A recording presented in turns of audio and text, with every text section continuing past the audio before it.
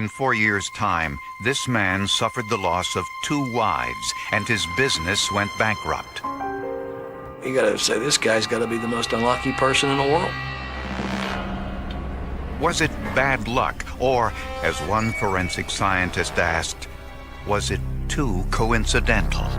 1994, 36-year-old Tim Boskowski and his 3 children moved to Pittsburgh, Pennsylvania to begin a new life. Just a few months earlier in North Carolina, Tim suffered the dual loss of his business and the accidental death of his wife, Elaine. There's things you learn in life that only your mom could teach you. I'll never have a chance to find those things out. The memories will never go away, but you kind of like had to put a backseat to that and kind of like move on. Tim started a small company to make crowns and bridges for local dentists. And just 7 months after the death of his wife, he met 32-year-old Mary Ann Fullerton.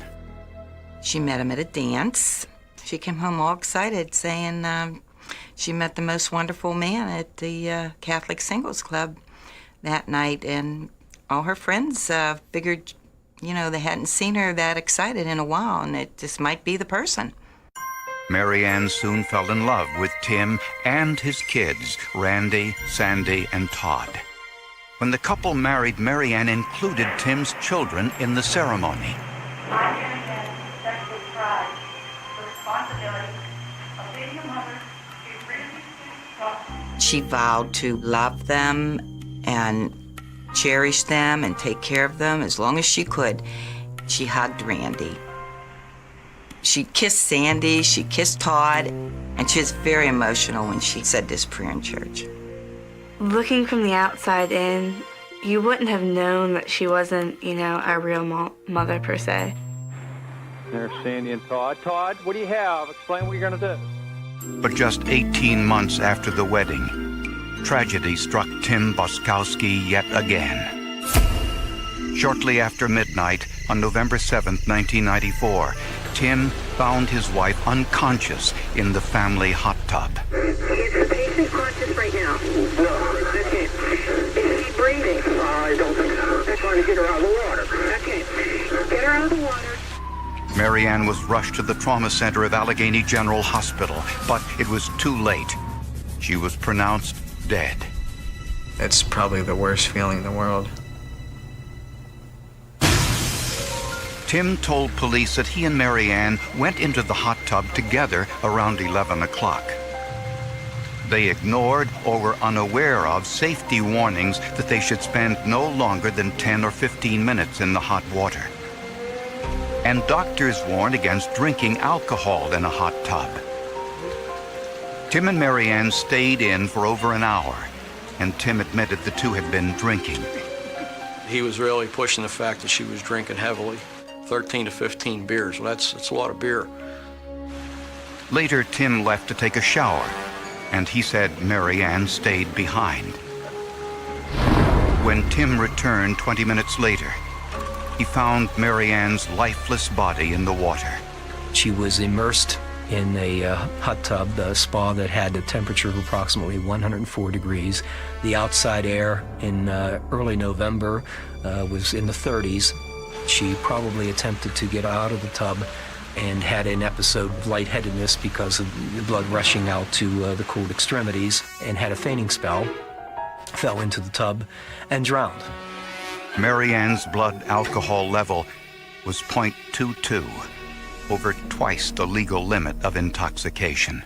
It's never pleasant nor easy to bash the deceased. They're not here to defend themselves, but the long and short of it in this case was that Mary Ann Boskowski did have a history of drinking.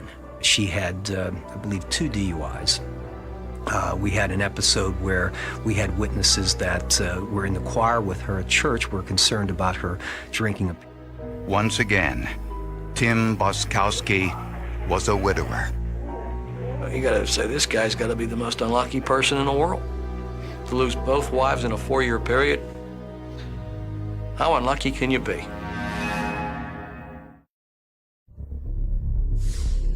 On the night Mary Ann Boskowski died, Police investigating the case were not sure whether it was a freak accident or something else. On the hot tub lay 2 wet beach towels. On the bottom of the tub lay the temperature gauge, which had broken loose from its housing, and a pair of women's eyeglasses. On the deck, officers also saw a wet pack of cigarettes, an ashtray, 2 cups, and a small box that held the breathing device Tim used to administer CPR on Mary Ann until paramedics arrived. The device typically is used on strangers to prevent disease. That was suspicious. A person in his right mind would want to use this device on his own wife and take the time to leave her alone in that tub, to run down in the basement to find this thing, to bring it up. Something else bothered police. A scratch on Tim Boskowski's neck. Detectives asked Tim to remove his shirt. They saw multiple scratches on both sides of his waist, his shoulder, and left thumb, and his left shin was bruised. These superficial scratches on his back did not bleed. Okay, they were not surrounded by bruising or black and blue or hematoma contusions on his body. They were just little scratches. Didn't necessarily take a trained police officer to figure out that there was really something wrong here. Mary Ann's family was suspicious. They had heard rumors that Tim's first wife died under similar circumstances. I asked Mary Ann, I said, I had heard that she had drowned in a bathtub. And Mary Ann said, oh, Aunt Ruth, she choked on something. And I said, what in the world was she eating in the bathtub that she would choke on? And she said, oh, I don't know. She said, Tim doesn't like to talk about it. He gets too upset. Police in Greensboro, North Carolina confirmed that Tim's first wife, Elaine, died in a bathtub accident. 4 years earlier, Tim said Elaine was intoxicated when she came home from a church social function. Elaine went to take a bath. Tim said he went to bed. At the time, the couple's daughter Sandy was 6 years old. Both she and her father said they heard a loud noise in the bathroom.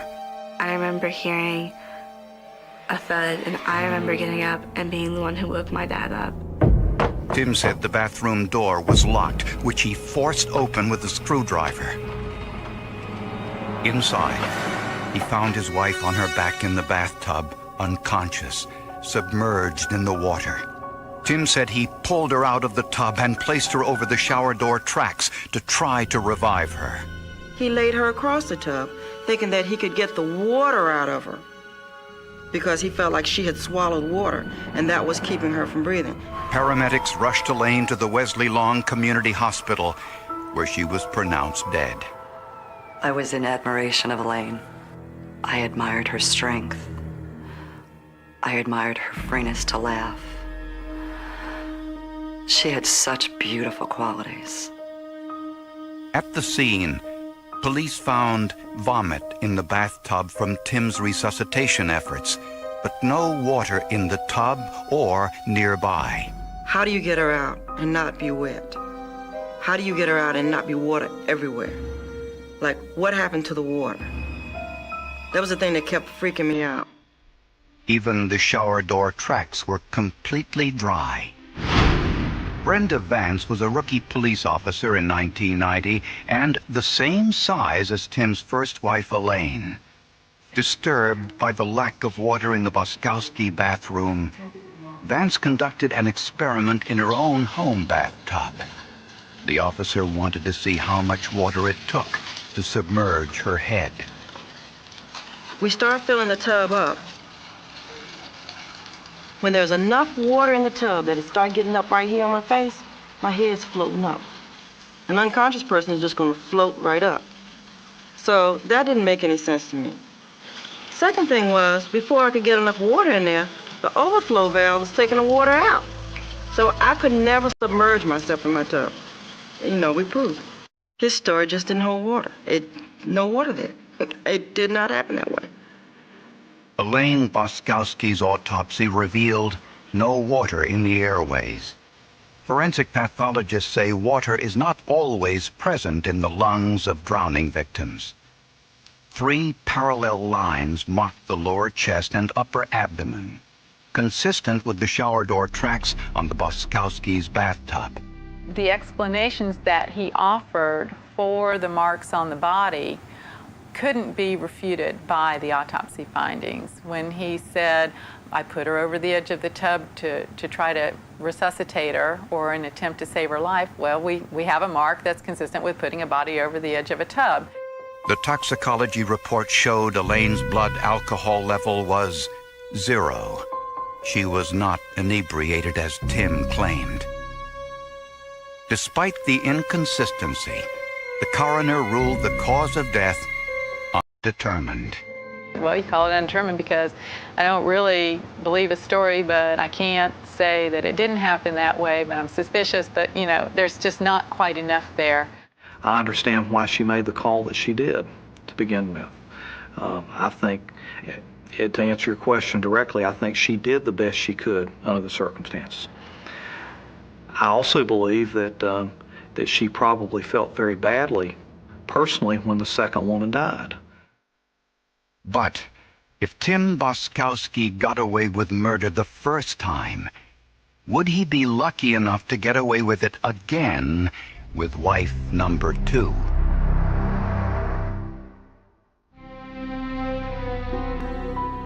Tim Boskowski had been married 2 times. Both wives died under suspicious circumstances. The first in a bathtub, the second in a hot tub. Friends and relatives say the 2 wives strongly resembled each other. And they actually wore their hairstyle the same. It was ironic because they both wore glasses that were Coke bottle thick. And that was another similarity. Both of them were very much involved in the Catholic Church. The investigation into the death of Tim's first wife was inconclusive. Investigators were hoping for more in the autopsy of Tim's second wife. It is impossible to know exactly what happened, but we can piece together some things in an intelligent and logical fashion. The medical examiner found 53 bruises externally and internally on the upper arms, the back, and the upper neck. We find some bruising and hemorrhaging on the lips and at the base of the gums, at the inside bottom portion of the lips. Then we find these bruises on the arms that are strongly suggestive of fingernail impressions. We do have several areas of focal hemorrhage. In the neck, in those small muscles we call strap muscles because they resemble small, elongated, rectangular straps. And we find small hemorrhages in the surrounding soft tissues. Pressure to the side of the neck halts the blood flow in the carotid artery to the brain, and pressure to the vagus nerve alongside the carotid slows the heart muscle and respiration. Bradycardia, as we call it, that slowing of the heart can set the stage, in some instances, uncontrollably, unpredictably, quite erratically, of a cardiac arrhythmia, an abnormal beating of the heart. In other words, the heart just stops beating, the lungs then stop functioning, and in a matter of 4 to 6 minutes, you're dead. Dr. Wecht says Mary Ann Boskowski did not drown. I think that Mr. Boskowski strangled her. I think he applied pressure to her neck. I think that he held her arms. He may well have held her underwater, although we don't have any definitive evidence of prolonged immersion in water. I think that it was a staged drowning. I think that the death is due to strangulation. Mary Ann's blood alcohol level, 0.22, was proof she was intoxicated.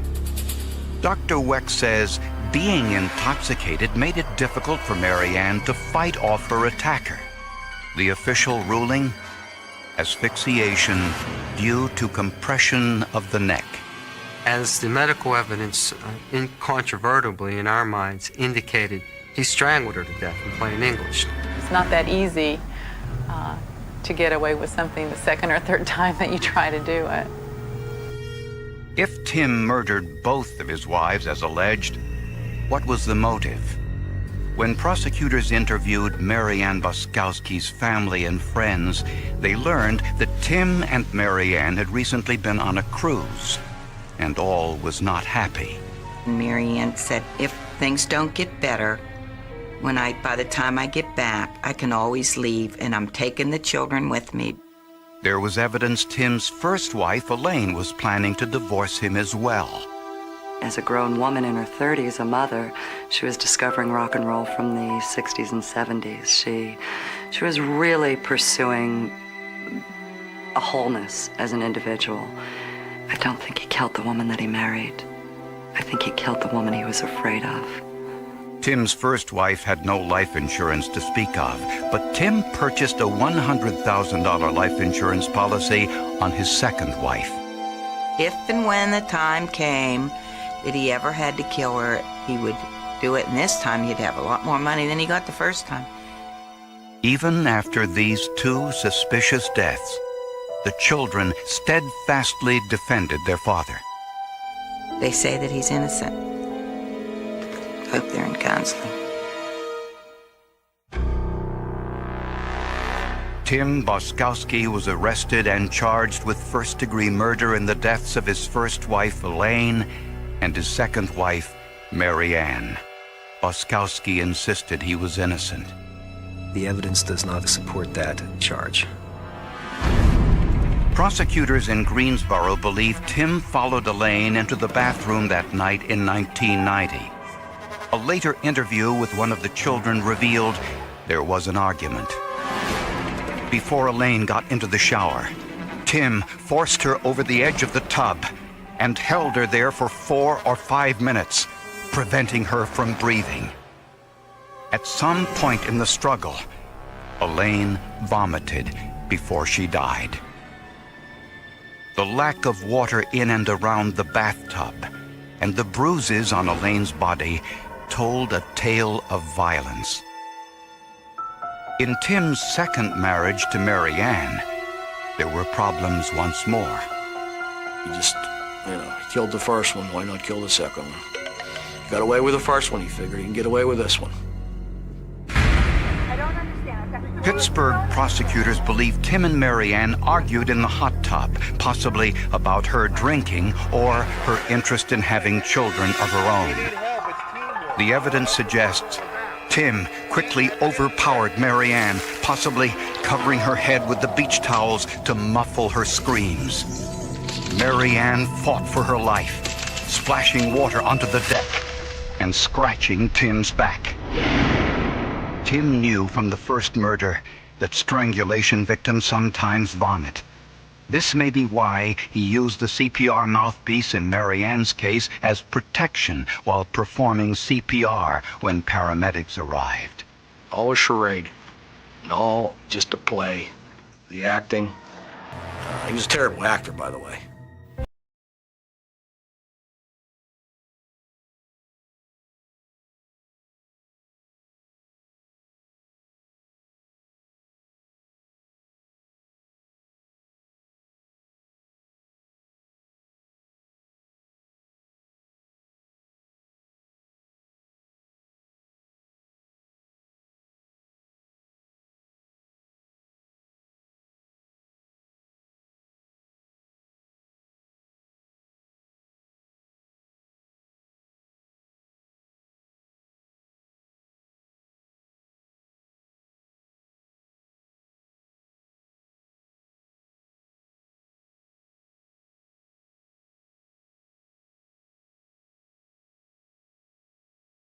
Do that.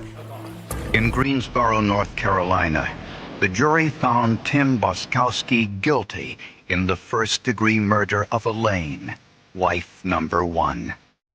He was sentenced to life in prison. In the murder trial of Mary Ann, wife number 2, it was the same verdict, guilty. But that jury sentenced Boskowski to death. I think his sentence should be tie bricks around him, chain them to him rather, and throw him in the Allegheny River and let him see what it's like to drown. but you're not going to use that. I was always against the death penalty. Having lived through this situation, I've changed my views. Tim Boskowski continues to maintain his innocence. His children say their father didn't receive fair trials because jurors in both cases heard about both deaths. Well, without forensics, of course, this case would have been missed. And if a case like this happens in a jurisdiction in which there is no competent forensic pathologist, it could well be missed. You know, the marks on the neck are very, very subtle, very minimal. She left a message for all of us with trauma about her body that proved that this wasn't an accidental drowning. He basically told the same story twice with two wives, you know, and in both cases, neither story held water, you know, so he was basically just all wet. A young nurse develops a fatal illness, and her doctors wonder if she was infected by one of her patients. Forensic scientists, genetic researchers, and even the police joined together to solve the mystery. And they discovered this was no accident.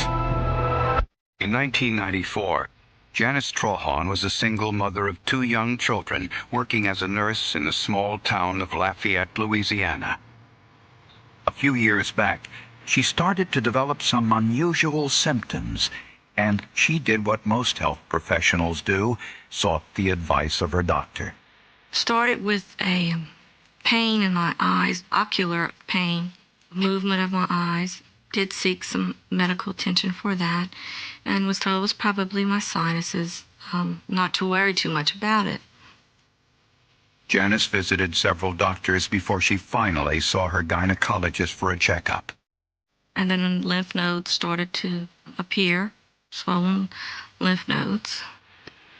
Suspecting she had a virus, her gynecologist ordered a full battery of tests. When she got the results, Janice was both thrilled and devastated. At this checkup, not only did she find out she was pregnant, but she found out that she was HIV positive. There were several possible explanations for how Janice had been infected with HIV. Janice worked as a hospital nurse. She may have been infected from one of the AIDS patients there. Another possibility was that Janice became infected from a previous lover. Janice's primary care physician at the time, Dr. Richard Schmidt, told colleagues his theory as to how Janice became infected. He said, Janice is a slut. She sleeps around, she's in the bars at night, she goes to bars during the day, she goes home with strange men, and she's most likely contracted the disease from sleeping around. Knowing her unborn child could be infected with HIV as well, Janice decided to end her pregnancy. And she faced the realization of her own personal agony. My prognosis is, I know it's uncertain. I know that HIV is a terminal disease and there is no cure. All of Janice's lovers of the last 10 years were asked to undergo HIV testing. Surprisingly, none tested positive for HIV. But Janice had her own theory as to how she became infected. It was a theory so unbelievable and so fantastic, few believed her, including the Lafayette Police Department.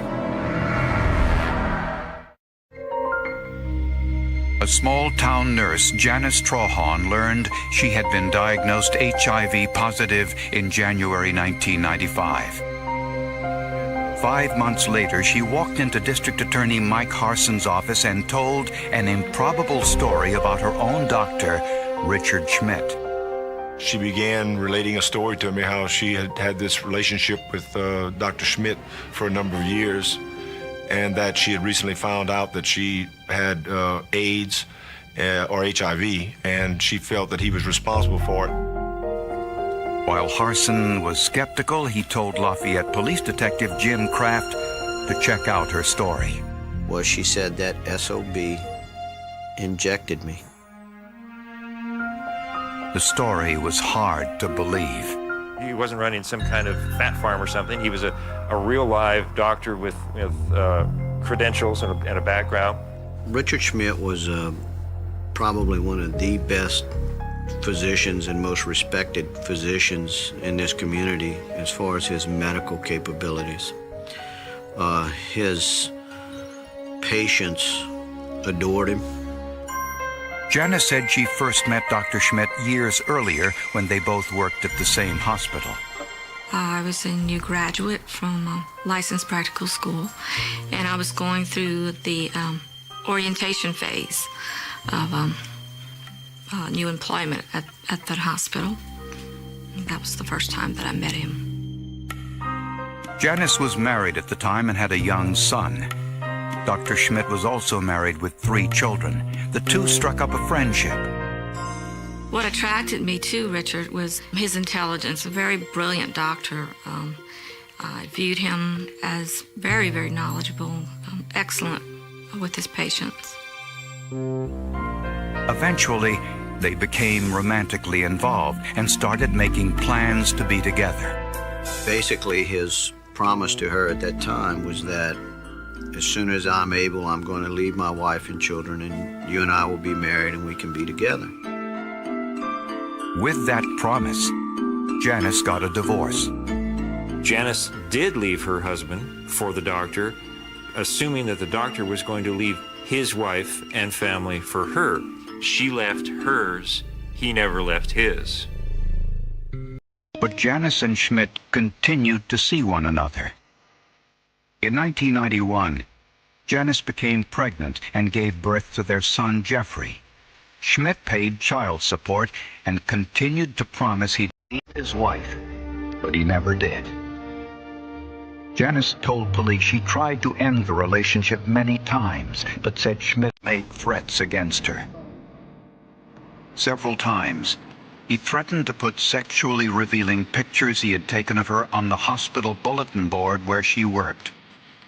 Another time, he threatened to tell the dean of the nursing school that Janice had plagiarized some of her assignments. She tried to start seeing other men, start dating other guys. The problem was that each time she attempted to establish a relationship outside of their relationship, Richard would intervene in that. He followed her on dates that she had with other men. He even threatened a couple of the guys that she had dated. One, he threatened to kill. Went to his home and threatened to kill him. And Janice feared for her life. Words to the effect, if you leave me, I'll fix you, I'll fix it, so that no man will want you. Or she gave him an ultimatum. She told Richard, either leave your wife and marry me or we're through. When Richard failed to respond, Janice ended their personal relationship and she stopped using him as her doctor. Schmidt had been treating her with vitamin B12 shots for her lethargy. According to Janice, something strange happened on the evening of August 4th. Janice was fast asleep when the phone rang between 10 and 11 o'clock. It was Dr. Schmidt saying he was coming over right away.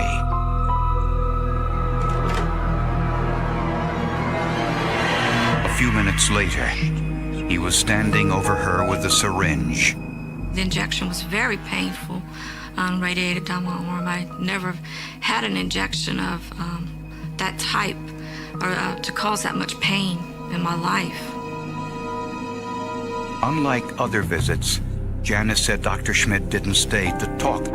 He left quickly after the injection. He was nervous, rushed, just out of the ordinary. Janice was convinced that that shot that Schmidt gave her was contaminated with HIV, but police weren't so sure. My mindset was, I don't believe this girl.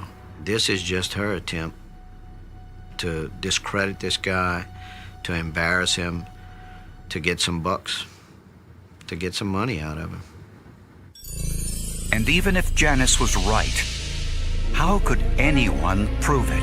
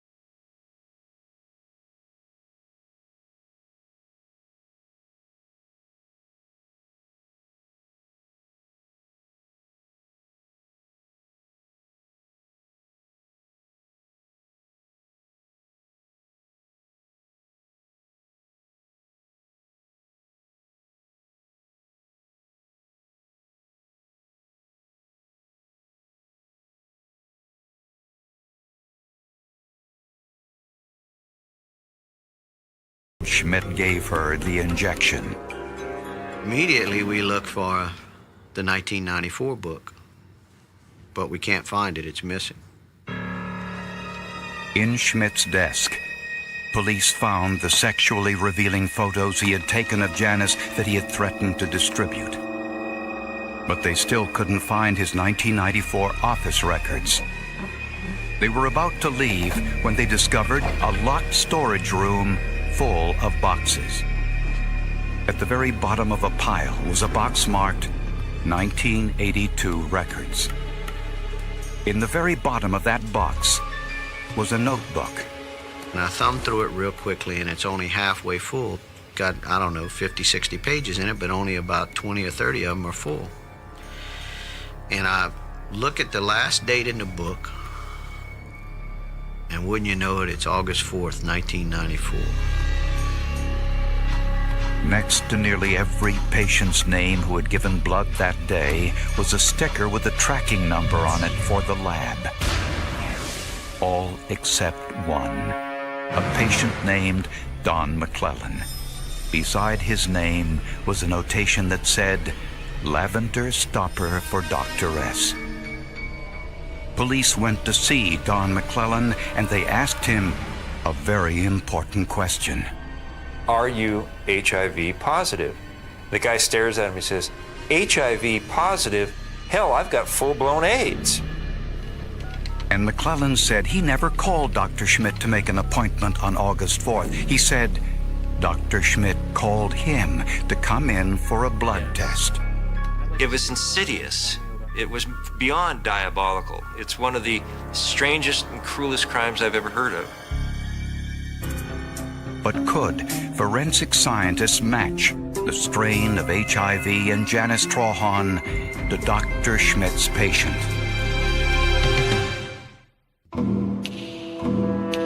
Prosecutors wanted to know whether Dr. Richard Schmidt took HIV-infected blood from one of his patients and injected it into his former lover, Janice Trahan. Would there be a way through traditional science or traditional DNA testing to compare those two persons and those two samples, or samples from those two people, to determine whether they are in fact the same virus? They turned to genetic researcher Dr. Michael Metzger at Baylor College of Medicine in Texas, one of the world's most renowned centers of human genome studies. Dr. Metzger told them that DNA tests of a virus are not the same as comparing DNA from individuals. That's because viruses change or mutate once they entered the body. But Dr. Metzger was willing to conduct an experiment to see if the HIV in Janice's body was similar to Dr. Schmidt's HIV patient, Don McClellan. The methods that we use are called phylogenetic methods. That invokes, it takes advantage of the virus mutability. As the virus mutates, it evolves in different individuals. We can use that evolution using mathematical models to actually trace back relationships between viruses if they exist. Dr. Metzger looked at blood samples from 30 individuals infected with HIV in Lafayette, Louisiana, including the samples from Janice Trahan and Don McClellan. He discovered that 28 of those samples had mutated in ways vastly different from one another. But in 2 of the samples, the viruses were nearly identical and were therefore closely related. The samples were from Janice Trahan and Don McClellan. When we looked at the viruses, the odds that we found were 1 in a million of excluding the patient being the source of Janice Trahan's virus. That, for us, was corroboration of our theory that Schmidt had used the virus of one of his patients to use to infect Janice Trahan. In July of 1996, Dr. Schmidt was charged with attempted second-degree murder. But prosecutors were faced with another scientific riddle. When ultimately Janice was diagnosed, she was also diagnosed not only HIV positive, but with hepatitis C. The patient whose blood had been drawn on August 4th was HIV positive, but did not have hepatitis C. When investigators looked again at Dr. Schmidt's medical records, they noticed one more patient listed with no lab sticker next to her name. That patient had blood drawn 2 days before Janice's nighttime injection, but her blood was never sent to the lab. That patient's medical record showed she had hepatitis C. The doctor not only appears to have infected his lover with HIV, but combined it with hepatitis C from yet another patient to create this even more lethal cocktail that he injected her with that night.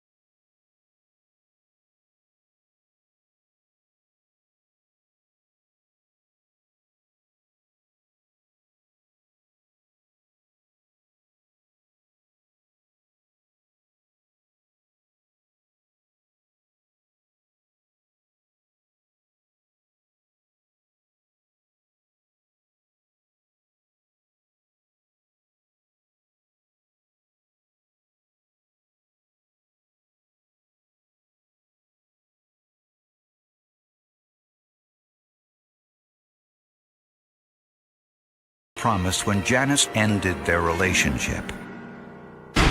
He did it by injecting the HIV and hepatitis C tainted blood into Janice's arm, and did it on the same day he took the HIV sample, making sure it maintained its potency. Despite his medical degree, Dr. Schmidt never realized that forensic DNA testing could compare the mutations of the HIV in his patient Don McClellan and match them to the HIV in Janice. To me, what he did was something that's really atrocious when you think about it. I mean, here's a man who took an oath to preserve people's lives and to do everything he could to preserve people's lives. And in this fashion, he basically did everything just the opposite. On October 23, 1998, he was convicted of attempted second-degree murder and sentenced to 50 years hard labor. Most people carry out these attacks with a gun or a knife or a club, but here was a guy who had to think about what he was going to do, how he was going to do it, what means was he going to use to effect her death. And it was just so diabolical and so evil. Juries like to see, be able to see a smoking gun or the knife or the baseball bat or whatever it is that's used to commit the act. And in this case, we really didn't have it. We didn't have that tangible item. But the scientific evidence gave us that chance, because what it essentially boiled down to, it, unfortunately, is that these two individuals from whom these samples were drawn were our smoking guns.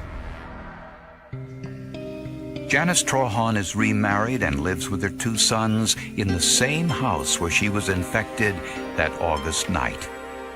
I just try to put things in the past and just keep moving forward. And my outlook on life, I think, is very good. I appreciate life more. Stop and look at the flowers and treasure each day that I do have with my family and my husband. It's much more meaningful. This case made forensic history. It was the first time in the United States that 2 HIV cases had been linked using DNA testing in a criminal case. The significance of the DNA testing is that we attempted to use something that had not been done before, and attempted to strike out in our jobs as prosecutors to find a way to prove the elements of a crime. We use the most advanced tools for understanding the relationship between the DNA sequences from HIV, but they're pretty standard. The impact and the contribution was to bring this new methodology into the judicial system and to use it as a tool for an investigation of alleged crimes. Rain had washed the streets of Northern California all afternoon, leaving behind a city that looked strangely polished, as if every secret had been scrubbed from the pavement. It was just after 10:30 p.m. on October 18, 1987, when the first 911 call shattered that illusion. The dispatcher expected another report of a traffic collision or a neighborhood disturbance. Instead, a trembling voice whispered a sentence that would haunt investigators for decades. "There's a woman lying behind the old warehouse. I think she's dead."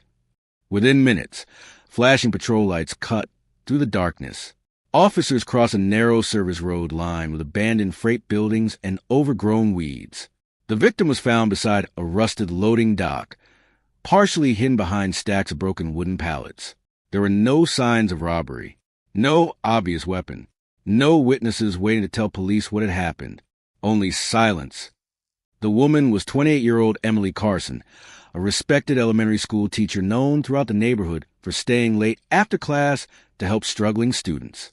Friends describe her as careful, predictable, the kind of person who always phoned her parents every Sunday evening and never missed a family birthday. She had disappeared less than 3 hours earlier.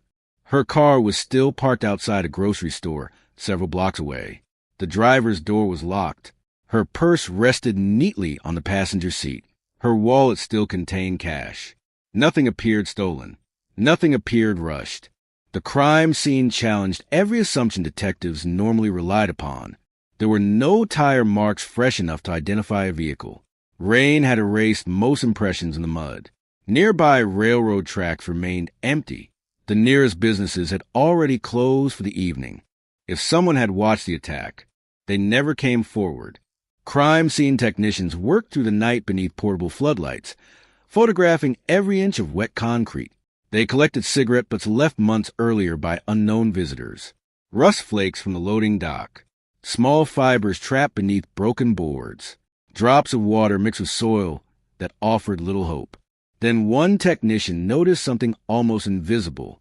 A dusty metal maintenance door leading into the warehouse had escaped the rain because of the building's roof overhang. Across its faded gray paint, barely visible beneath years of grime, sat a single fingerprint. Perfect. Not smeared. Not partial. A complete impression left by someone's right index finger. The print seemed strangely out of place. Investigators immediately assumed it belonged to a warehouse employee or maintenance worker. Still, protocol required it to be photographed and lifted. The fingerprint was carefully sealed into evidence. No one imagined it would spend nearly 40 years inside an archive before changing everything. The following morning, newspapers exploded with headlines. Beloved teacher found slain. Community shocked. California murder mystery baffles detectives. Parents gathered outside Emily's school carrying flowers. Students cried openly. Teachers struggled to explain tragedy to children too young to understand violence. The city demanded answers. Police promised quick arrests. Neither promise would survive the month. Detective Harold Benson led the investigation, a veteran homicide investigator with nearly 2 decades of experience. Benson believed every killer made at least one mistake. Somewhere inside the growing mountain of reports, interviews, and forensic evidence, he believed that mistake already existed. The challenge was finding it. Emily's final day appeared painfully ordinary. She taught morning classes, graded homework during lunch, attended a faculty meeting, stopped at a grocery store shortly after sunset. Security cameras were almost non-existent in 1987. The supermarket had none outside. Cashiers remember seeing her smiling while purchasing milk, bread, coffee, and apples. Nothing unusual. No one following her. No arguments. No visible fear. One employee vaguely recalled noticing a dark-colored sedan parked across the street for nearly an hour, but he couldn't describe the driver. It became the investigation's first ghost. Detectives interviewed hundreds of residents, former boyfriends, co-workers, neighbors, parents, construction workers, delivery drivers, everyone who had crossed Emily's path during the previous month. Most interviews produced sympathy. Some produced rumors. One neighbor insisted hearing tires squeal around 10 o'clock. Another believed seeing a tall man, wearing a baseball cap, walking near the warehouse district. Neither statement could be verified. Meanwhile, forensic reports continued arriving. No usable DNA. Very little biological evidence. No murder weapon. Rain had quietly destroyed whatever story the ground might have told. Attention returned repeatedly to the fingerprint. Technicians searched local databases. Nothing. State records. Nothing. Federal files. Nothing. It belonged to someone who had apparently never been arrested, or someone whose records had never been digitized. Weeks turned into months. Months became years. Evidence boxes multiplied. Leads evaporated. The investigation slowly transformed into something detectives feared more than failure. It became a cold case. Emily's parents refused to move from the family home. Every birthday, they placed fresh flowers beside her photograph. Every Christmas, they left one empty chair untouched. Neighbors gradually stopped discussing the murder. New families moved into the area without knowing its history. The warehouse eventually closed permanently. Its windows shattered. Graffiti covered its walls. Children dared one another to sneak inside the abandoned building after dark. Unaware that detectives had once searched every corner looking for a killer, Detective Benson retired in 1998. Before leaving the department, he carried Emily's file into the property room himself. He paused for several seconds before placing it onto a steel shelf already crowded with forgotten investigations. "I hope somebody smarter than me finishes this one," he quietly said. The boxes disappeared into darkness. Years passed. Technology changed. DNA science advanced faster than anyone imagined. Fingerprints once examined through magnifying glasses were now scanned using sophisticated digital imaging systems capable of comparing millions of records within minutes. Cold case units began reopening investigations previously considered impossible. Emily Carson's file remained untouched. Not because investigators had forgotten, because there simply wasn't enough evidence to justify reopening it. At least, that was the official explanation. Unofficially, many detectives believed the killer had died long ago. The city itself transformed during the following decades. New apartment buildings replaced abandoned factories. Coffee shops occupied former warehouses. The loading dock where Emily had been discovered was demolished during a redevelopment project. Concrete covered the ground forever. Physical memories disappeared. Only archive photographs remained. Then, almost 37 years after the murder, a young evidence specialist named Rachel Kim received an assignment nobody wanted. Digitize unsolved homicide evidence scheduled for long-term preservation. Thousands of files. Thousands of photographs. Thousands of forgotten fingerprints. Most represented investigations with little remaining hope. Rachel approached the work with relentless patience. She believed every old case deserved modern technology, even if success seemed unlikely. Late one evening, she opened a faded evidence envelope marked simply, Carson, Emily, October 1987. Inside rested the fingerprint lifted from the warehouse maintenance door. The original acetate sheet had yellowed with age. Tiny handwritten initials identified the crime scene technician who collected it decades earlier. Rachel carefully scanned the print using equipment unavailable in the 1980s. The software enhanced ridge details invisible to the naked eye. For the first time since Ronald Reagan occupied the White House, the fingerprint existed as a high-resolution digital image. She submitted it through expanded state and federal comparison systems. Normally, such searches return nothing. Thousands of unmatched prints remain unmatched forever. Rachel clicked submit. The computer began processing. Minutes passed. No result. She continued organizing other evidence while the system searched silently in the background. Then an alert appeared. Possible match detected. She frowned. False positives happened regularly. The software displayed a confidence score, higher than expected. Rachel requested manual verification. 2 fingerprint examiners independently reviewed ridge endings, bifurcations, pore structure, and spatial alignment. One by one, every identifying point matched. The fingerprint belonged to a man no investigator had ever seriously considered. Not a violent criminal. Not a known gang member. Not a drifter. Not even someone mentioned prominently in the original reports. His name appeared only once, buried inside an interview transcript almost forgotten by history. A quiet local accountant, married, father of 2 young children in 1987, a volunteer youth baseball coach, respected by neighbors, never arrested, never publicly connected to violent crime. Back then, detectives dismissed him within minutes because he claimed he had never been near the abandoned warehouse. No evidence contradicted him. Until now, one forgotten fingerprint had silently waited nearly 4 decades to expose a statement that could no longer be true. And for the first time since that rainy October night, investigators realized they might not be hunting a mysterious stranger after all. They might have been overlooking someone who had hidden in plain sight from the very beginning. By sunrise, the atmosphere inside the California Department of Justice Cold Case Unit had changed completely. Conversations became shorter. Coffee cups sat untouched. Computer screens glowed with archive reports that had not been opened in decades. A murder everyone believed would remain unsolved had suddenly become active again. No announcement reached the public. No press conference followed. Only a handful of investigators knew that a single fingerprint had rewritten nearly 40 years of assumptions.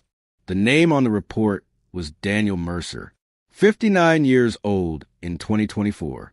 Retired certified public accountant, married for 36 years, no criminal history, no documented acts of violence, no financial fraud, no restraining orders, nothing. His neighbors described him with almost identical words. Quiet, reliable, polite, invisible. He attended church every Sunday. He volunteered during food drives. He coached Little League Baseball throughout the 1990s. The image did not fit, not even slightly. Detective Laura Mitchell, assigned to lead the reopened investigation, refused to accept appearances as evidence. She had spent nearly 15 years working homicide. She knew that some of the most brutal offenders had looked completely ordinary. The fingerprint tells us one thing, she reminded her team. He touched that warehouse door. What it doesn't tell us is why. The original case files were spread across a conference table nearly 20 feet long. Every photograph, every witness statement, every laboratory report, thousands of pages. The investigators began reading everything again, not searching for new evidence, searching for old evidence they had once ignored. Patterns slowly emerged. Daniel Mercer had not been a random name. In fact, he had crossed paths with Emily Carson more than anyone had realized. In 1987, Mercer worked for a regional accounting firm located only 6 blocks from Emily's elementary school. Every Tuesday and Thursday, he parked in the same public lot where Emily often left her car before walking to nearby shops. That fact meant little on its own. California cities are crowded. People unknowingly pass each other every day. But another report changed the picture. An employee from the grocery store had told detectives she vaguely remembered seeing a man wearing a gray business suit speaking with Emily in the parking lot shortly before she disappeared. The statement received almost no attention in 1987. The witness admitted she could not identify the man. She only remembered the suit because everyone else shopping that evening wore casual clothes. Mercer almost always wore gray suits to work. Still, thousands of men wore gray suits. It proved nothing. Another file surfaced. Detectives had interviewed Mercer only 5 days after murder because his office happened to overlook part of the warehouse district. The interview lasted just 18 minutes. Mercer calmly explained He had worked late, that evening preparing tax documents. He denied seeing Emily, denied visiting the warehouse, denied leaving the office before 9:30. Investigators accepted the explanation almost immediately. No one checked further. Why would they? He had no known connection to the victim, no criminal record, no motive, no reason to lie, except now. The fingerprint suggested otherwise. Mitchell ordered every surviving record connected to Mercer in October 1987. Payroll logs, parking permits, employment schedules, telephone records, bank transactions. The process took weeks. Many documents had already been destroyed under routine retention policies. Others existed only on aging microfilm. Retired clerks helped locate forgotten boxes stored inside county archives. Slowly, missing pieces returned. One discovery immediately caught everyone's attention. Mercer's office security log showed something unexpected. Employees signed out whenever they left after hours. Daniel Mercer signed out at 8:41 p.m., not 9:30. Not even close. His office stood nearly 15 minutes from a grocery store where Emily had last been seen. The timeline suddenly became possible. Very possible. But another page complicated everything. Mercer had returned to the building at 9:12 p.m. Why leave? Why return? The original investigators never asked. The log had been overlooked because detectives relied mainly on Mercer's verbal interview rather than company records. It was a small mistake, the kind easily made during a high-profile investigation, the kind that sometimes buried the truth. Mitchell leaned back in her chair. If he lied about his timeline, she stopped. Nobody finished the sentence, because everyone already knew. People lie for many reasons. Embarrassment, affairs, financial problems, personal secrets. Lying alone never proves murder. Yet experienced detectives understood something equally important. Honest witnesses rarely invent unnecessary timelines. The investigation widened. Mercer's former co-workers were located across 4 different states. Some had retired. Others barely remembered 1987. Most described Mercer exactly as expected. Professional, reserved, methodical. One retired receptionist paused unexpectedly during her interview. I always thought he liked Emily. Mitchell looked up. What do you mean? He mentioned her once or twice. How? He said she seemed kind. Did they know each other? I don't know. Did you ever see them together? The woman hesitated. Maybe once. When? I can't remember exactly. But I remember thinking it was odd because Daniel wasn't social. Where? I think outside the grocery store. Memory fades over decades. Investigators treated the statement cautiously. Human recollection changes. Faces blur. Dates disappear. Still, it aligned with the old grocery employee's account. 2 separate witnesses. Neither had known the other. Both suggested Mercer may have spoken with Emily before her death. Meanwhile, forensic specialists reopened every preserved evidence package. Advances in DNA recovery had transformed impossible samples into potential leads. They examined Emily's clothing again. Tiny fibers, microscopic debris, hair fragments, everything. Most samples had degraded beyond usefulness. Time had not been kind. But one laboratory technician noticed several blue synthetic fibers trapped inside the sleeve of Emily's jacket. The fibers had never been identified. In 1987, forensic databases capable of comparing textile manufacturing patterns simply did not exist. Now they did. Weeks later, the laboratory issued its report. The fibers were consistent with commercial automotive carpeting commonly installed inside several mid-size American sedans manufactured during the mid-1980s.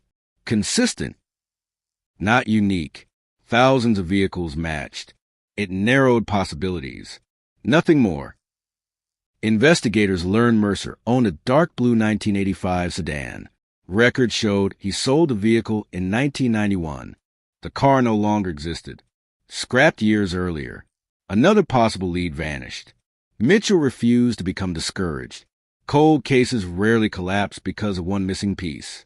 They survive through persistence, piece by piece, interview by interview, record by record.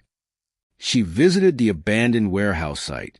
Nothing remained except modern office buildings. Employees walked past carrying laptops and coffee cups, unaware that beneath the concrete parking lot lay the location where one of California's most haunting murders had unfolded. Mitchell stood silently for several minutes. She imagined the rain, the flashing patrol lights, the frightened officers, the fingerprint waiting unnoticed on that maintenance door. Sometimes crime scenes disappear. Truth does not. Back at headquarters, analysts reconstructed Mercer's movements using historical maps, archived traffic patterns, and surviving business records. If he left work at 8:41, he had enough time to reach the grocery store, enough time to encounter Emily, enough time to drive toward the warehouse district, enough time to return before signing back into his office. The schedule fit. Almost too perfectly.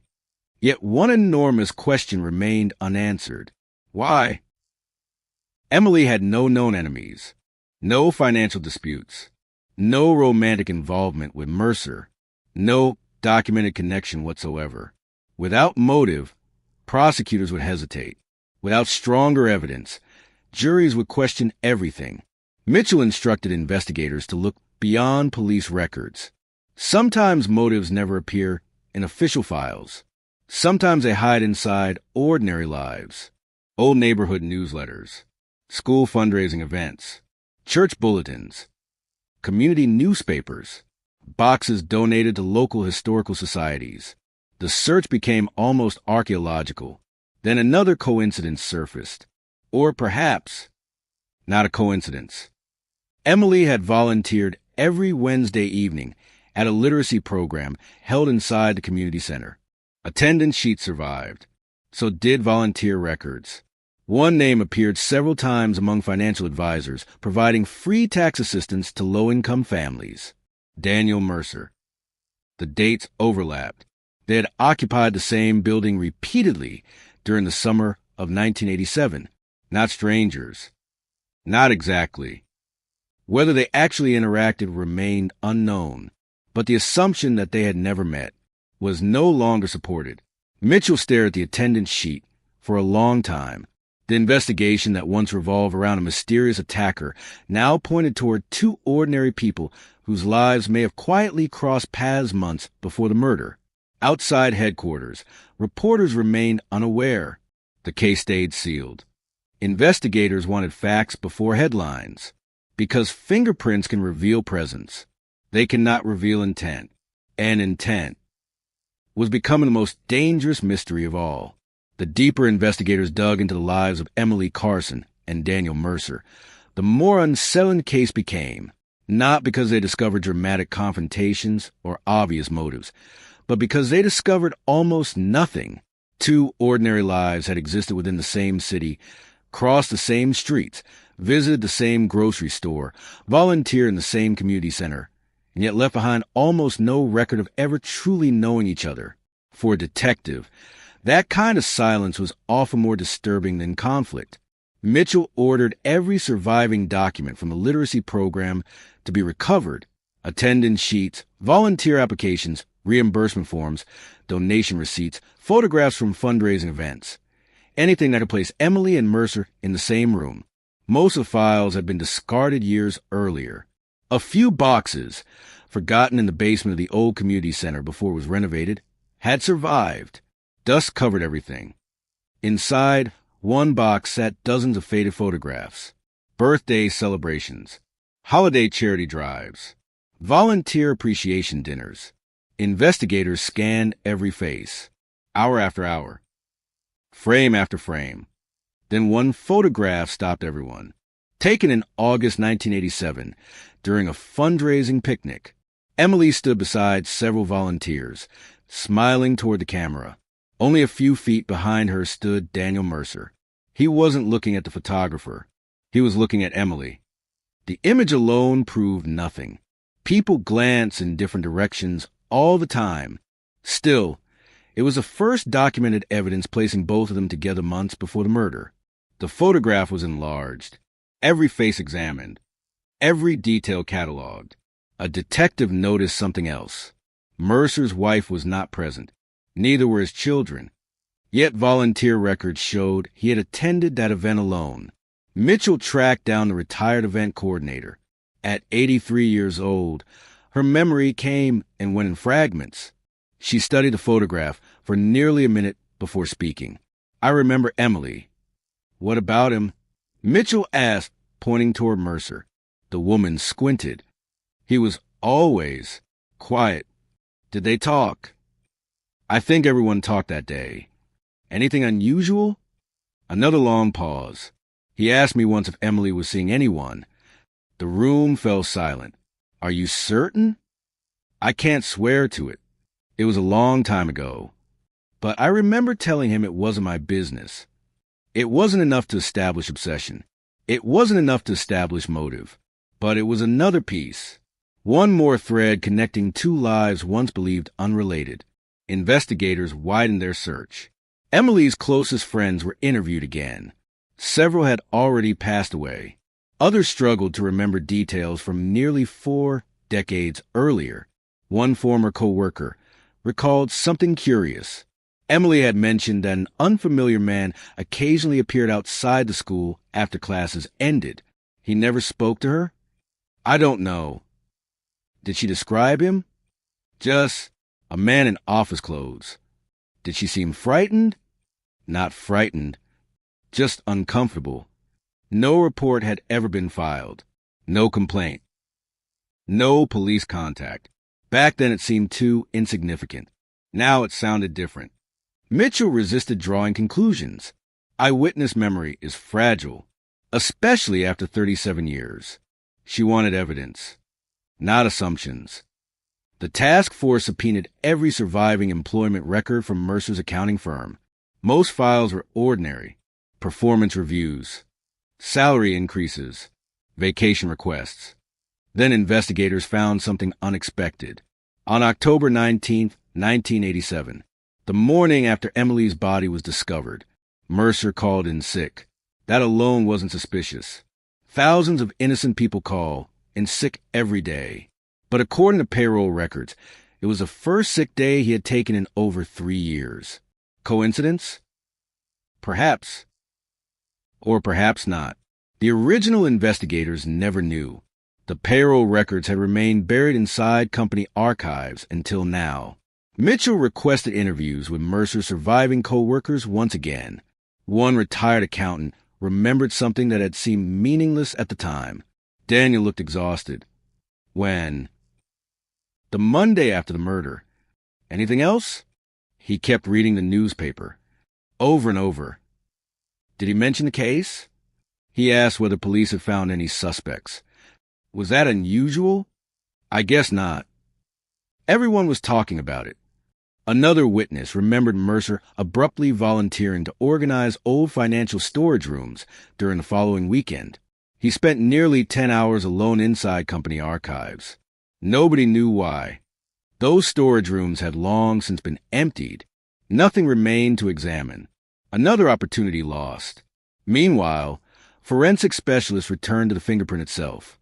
Using modern enhancement techniques, they reanalyzed pressure distribution across the ridges. The results surprised them. The print had not been left casually. It showed signs of significant downward pressure, as though someone had pushed firmly against a metal door, perhaps opening it, perhaps steadying themselves, perhaps forcing it shut. There was no way to know, but the fingerprint no longer looked like an accidental touch. It looked deliberate. Mitchell visited Mercer under the pretense of reviewing historical witnesses. No arrest warrant, no accusation, just conversation. His home appeared immaculate.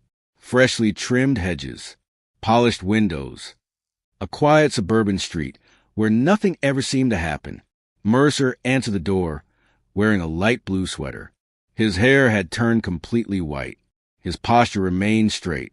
his expression calm. "I've spoken with police before," he said politely. "Many years ago."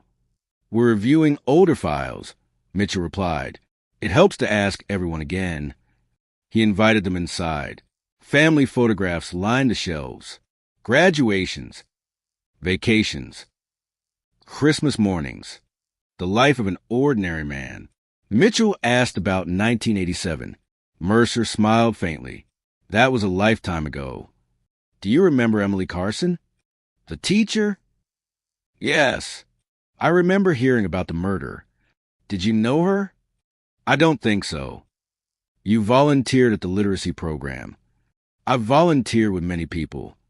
"I can't remember everyone." "What about the community picnic?" "I vaguely remember attending." "Did you speak with her?" "I honestly don't know." Mitchell watched every movement, every pause. Mercer never appeared nervous, never defensive. He answered slowly, carefully, almost too carefully. Then came the question, "Have you ever visited the old warehouse district?" He shook his head immediately. "No." "Never." Mitchell held his gaze. "Our records suggest you denied that in 1987 as well. Because it was true. What have we found evidence placing you there?" Mercer's expression remained unchanged. "I couldn't explain evidence that doesn't exist." The interview ended politely. No confrontation. No confession. No mistake. Driving back to headquarters, Mitchell replayed every second in her mind. Experienced detectives often relied on instinct. Hers told her Mercer had prepared for that conversation long before it happened, almost as though he had expected it someday. Weeks later, investigators received another report. A forensic genealogist reviewing archived evidence had extracted an extremely small DNA profile from underneath one of Emily's fingernails. The sample was degraded, incomplete, not suitable for direct identification, but enough to determine one important fact. The contributor was male. The original laboratory in 1987 had never detected it. Technology simply wasn't advanced enough. Hope surged through the task force. Could it belong to Mercer? Scientists compared the degraded profile against a voluntary DNA sample obtained after Mercer agreed to cooperate. The laboratory worked for nearly a month. Finally, the results arrived. Inconclusive. The sample was too damaged. It could neither identify Mercer nor eliminate him. Another dead end. Frustration spread across the investigation. The fingerprint remained the strongest evidence. Strong enough to reopen the case. Not yet strong enough to explain the murder. Mitchell stood before the evidence board late one evening. Emily's smiling school portrait occupied the center. Around hung photographs, timelines, maps, witness interviews, forensic reports, an enlarged fingerprint that had awakened the case after 37 years. Every thread pointed toward Daniel Mercer. Every unanswered question pointed somewhere else. Then an analyst walked quietly into the room, carrying a thin folder. "I think we found something." Mitchell looked up. "What is it?" "A bank statement." "So?" "It wasn't Daniel's." "Whose was it?" "Emily's." The analyst opened the folder. 3 days before she died. Mitchell leaned forward. "She withdrew $5,000 in cash." The room became silent. $5,000. In 1987. A remarkable amount of money for an elementary school teacher. The withdrawal had never appeared in the original investigation. No detective had noticed it. No report explained where the money went. No envelope containing cash was found in Emily's car. None was found in her apartment. None was found at the crime scene. The money had simply vanished. And suddenly, investigators were no longer chasing only a fingerprint. They were chasing 40-year-old money that had disappeared the same weekend a young teacher lost her life. The discovery of the missing money changed the investigation overnight. For nearly 4 decades, detectives had treated Emily Carson's murder as an apparently motiveless act of violence. Now, a forgotten financial record suggested another possibility. Whether the cash had anything to do with her death remained unknown, but investigators could no longer ignore it. $5,000. In 1987, it represented nearly 4 months of Emily's salary. No teacher withdrew that amount without a reason. Mitchell assembled the task force before sunrise. Every assignment changed. Half the team continued examining Daniel Mercer. The other half chased the money. Where had it gone? Why had Emily withdrawn it? Who knew she had it? Old banking procedures made tracing cash nearly impossible. Electronic records barely existed. Security cameras inside banks recorded over themselves within days. No video survived. The teller who processed a withdrawal had died years earlier. The branch manager had retired to Arizona and remembered nothing unusual about that week. Still, paper records remained. Emily withdrew the money on Thursday afternoon. She signed the withdrawal slip herself. The signature matched perfectly. No forgery. No coercion. She had willingly taken the cash. 3 days later, she was dead. Investigators searched every surviving document from Emily's apartment. Old utility bills, personal calendars, receipts, greeting cards, telephone notebooks. One page inside a small address book caught Mitchell's attention. Written in blue ink was a single reminder. Sunday, 8:30, don't forget the envelope. Nothing else. No name. No address.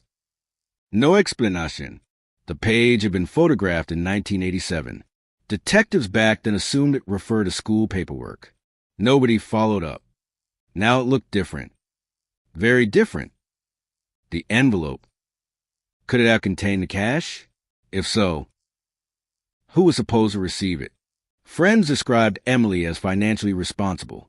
She had no gambling debts, no known loans, no expensive habits. Her checking account remained stable for years. The withdrawal stood alone, an isolated event. Mitchell requested Emily's telephone records again. The originals were incomplete, but archive billing summary survived. Most calls were exactly what investigators expected. Parents, co-workers, her mother, the school office. Then one unfamiliar number appeared repeatedly during the week before the murder. 6 calls, each lasting less than 3 minutes. The number belonged to a public payphone, located less than 2 blocks from Daniel Mercer's office. Mitchell stared at the report. Payphones could not identify callers. Anyone could have used it. Still, the coincidence was impossible to ignore. Investigators searched the original interview transcripts once more. Mercer had never mentioned using public telephones. Nobody had asked. Back in 1987, the payphone meant nothing. Today it represented another unanswered question. The task force returned to the community center. Most of the building had been renovated years earlier. Only the basement storage rooms remained untouched. Maintenance workers unlocked old filing cabinets that had not been opened in decades. Inside one cabinet rested volunteer registration cards, names, addresses, emergency contacts. Emily's card was there. So was Mercer's. Mitchell compared them side by side. Her eyes stopped on one line. Emergency contact. Emily listed her older sister. Mercer listed his wife. Ordinary. But below that, volunteer assignment preference. Emily requested literacy tutoring. Mercer requested financial counseling. Different programs. Different schedules. Except for 1 week in September. Because of the staffing shortage, volunteers had been temporarily reassigned. Records placed Emily and Mercer in the same classroom for nearly 3 hours. The assignment lasted 1 evening. No further detail survived. Mitchell quietly folded the paper. The distance between victim and suspect kept shrinking, not dramatically, just enough. Always enough. Another interview produced an even stranger memory. A retired janitor remembered Locken Community Center one night when he saw Emily arguing softly with a man near the parking lot. He couldn't identify the man. He only remembered one sentence. Emily had said, "No, please don't keep asking." At the time, the janitor assumed it was a disagreement between friends. He drove home, forgot about it. 37 years later, that forgotten sentence echoed through the investigation. Who had been asking? What did they want? No answer existed. Mitchell requested enhanced analysis of the picnic photograph, modern software estimated body positions, and eye direction. Experts concluded Mercer was almost certainly looking toward Emily when the picture was taken. Again, interesting. Not incriminating. The investigation continued inch by inch. Then another forgotten witness surfaced.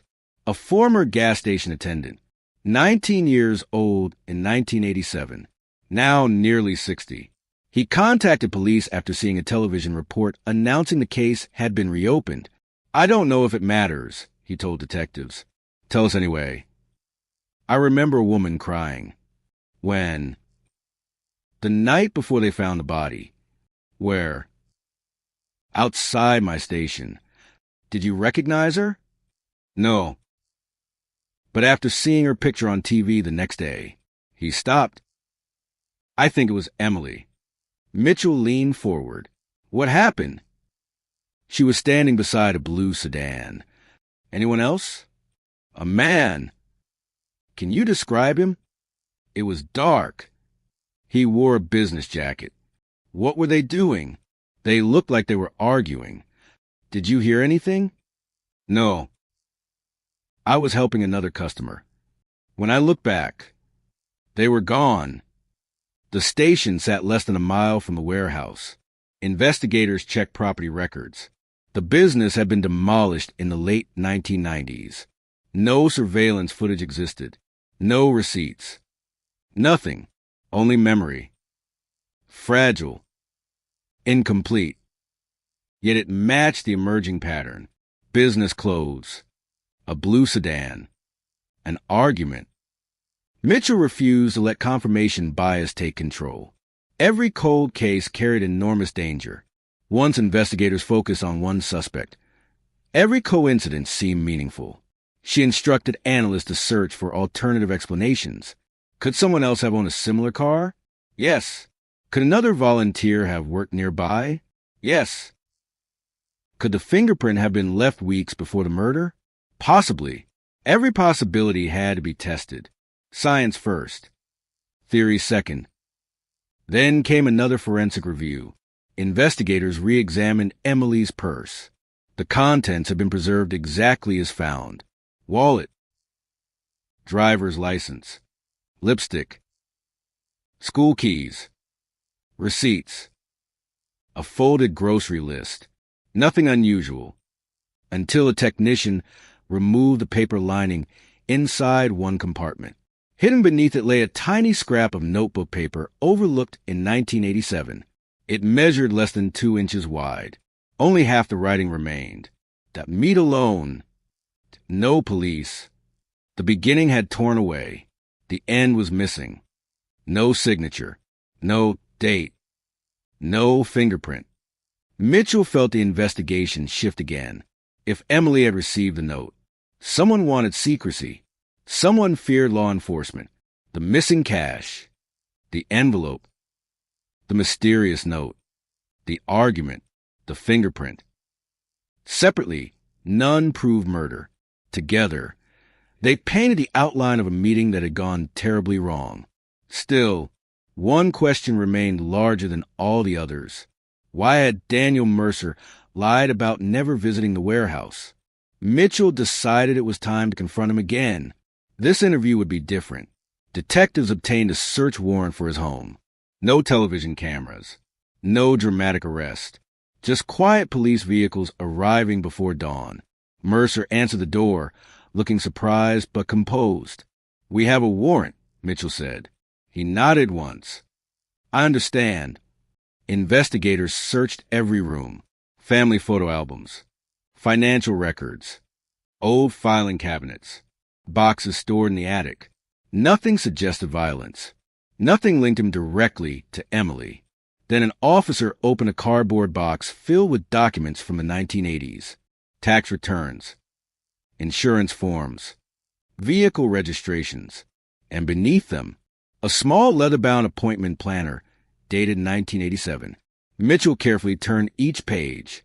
Meetings, client names, business lunches, ordinary entries. Until October 18th, the page had been torn out, not damaged, not loose. Removed cleanly.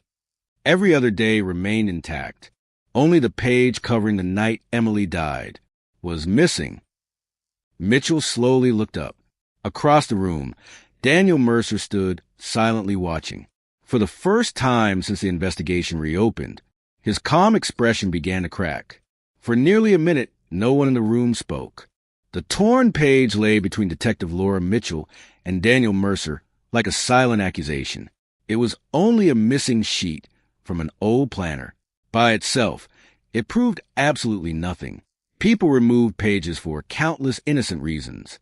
Shopping lists, telephone numbers, personal reminders. Yet investigators had searched thousands of planners over the years. Rarely did a single missing page coincide precisely with the night of an unsolved homicide. Mitchell closed the planner carefully. "When did you remove this page?" Mercer looked at it without touching it. "I don't remember." "Was it before or after October 18th? "I honestly couldn't tell you." "Why remove only that page?" "I don't know if I did." "You don't remember tearing it out?" He shook his head. It was almost 40 years ago. His answer was reasonable, frustratingly reasonable. The search continued. Investigators photographed every document before returning them to evidence bags. Inside another storage box, they found several check registers, old insurance paperwork, and maintenance receipts for Mercer's 1985 sedan. Nothing unusual. Then an evidence technician paused. One receipt came from a car detailing business. The date immediately caught everyone's attention. October 20th, 1987, 2 days after Emily's murder. The invoice described a complete interior shampoo, upholstery cleaning, and odor removal treatment. Mitchell frowned. How often did he detail the car? Analysts searched the remaining records. Only once. The vehicle had been washed regularly, but a full interior cleaning appeared nowhere else in 4 years of receipts. Again, it could be innocent. Spilled coffee, a sick child, flood damage, anything. Still, detectives added it to the growing timeline. Mercer left work early. Emily disappeared. Mercer called in sick the following morning. 2 days later, he paid for an unusually thorough cleaning of his car. No single fact established guilt. Together, they demanded explanation. Mitchell contacted the detailing company. The business had changed ownership twice. Old paper records survived only because a retired owner had stored them in his garage instead of destroying them. He remembered nothing about Mercer, but one handwritten notation on the invoice stood out. Customer requested immediate service. Waiting on site. Apparently, Mercer had insisted the cleaning be performed as soon as the shop opened. Why the urgency? No one knew. The team returned to forensic evidence. Although the sedan had been scrapped decades earlier, investigators wondered whether the cleaning chemicals used in 1987 match fibers recovered from Emily's jacket. Laboratory experts concluded there was no reliable way to make such a comparison after so many years. Another promising path ended. Mitchell refused to slow down. She believed the investigation had reached a critical point. Somewhere in a mountain of forgotten records was the missing link, not a dramatic confession. Not a surprise eyewitness. Something quieter. Something overlooked. She ordered analysts to reconstruct Mercer's life week by week during the autumn of 1987. Every appointment. Every bank transaction. Every fuel purchase. Every phone call that could still be documented. The picture that emerged surprised everyone. Mercer had withdrawn $5,000 in cash from his own bank account. One day before Emily withdrew the exact same amount from hers. The room fell silent. The coincidence was astonishing. 2 people. No publicly known relationship. Each withdrawing exactly $5,000. Within 24 hours of one another. Mitchell immediately cautioned the team. Coincidences happen, But we don't ignore them. The banks confirmed both withdrawals. Neither record explained the purpose. Neither customer deposited similar amounts afterward. Whatever happened to the money? It disappeared.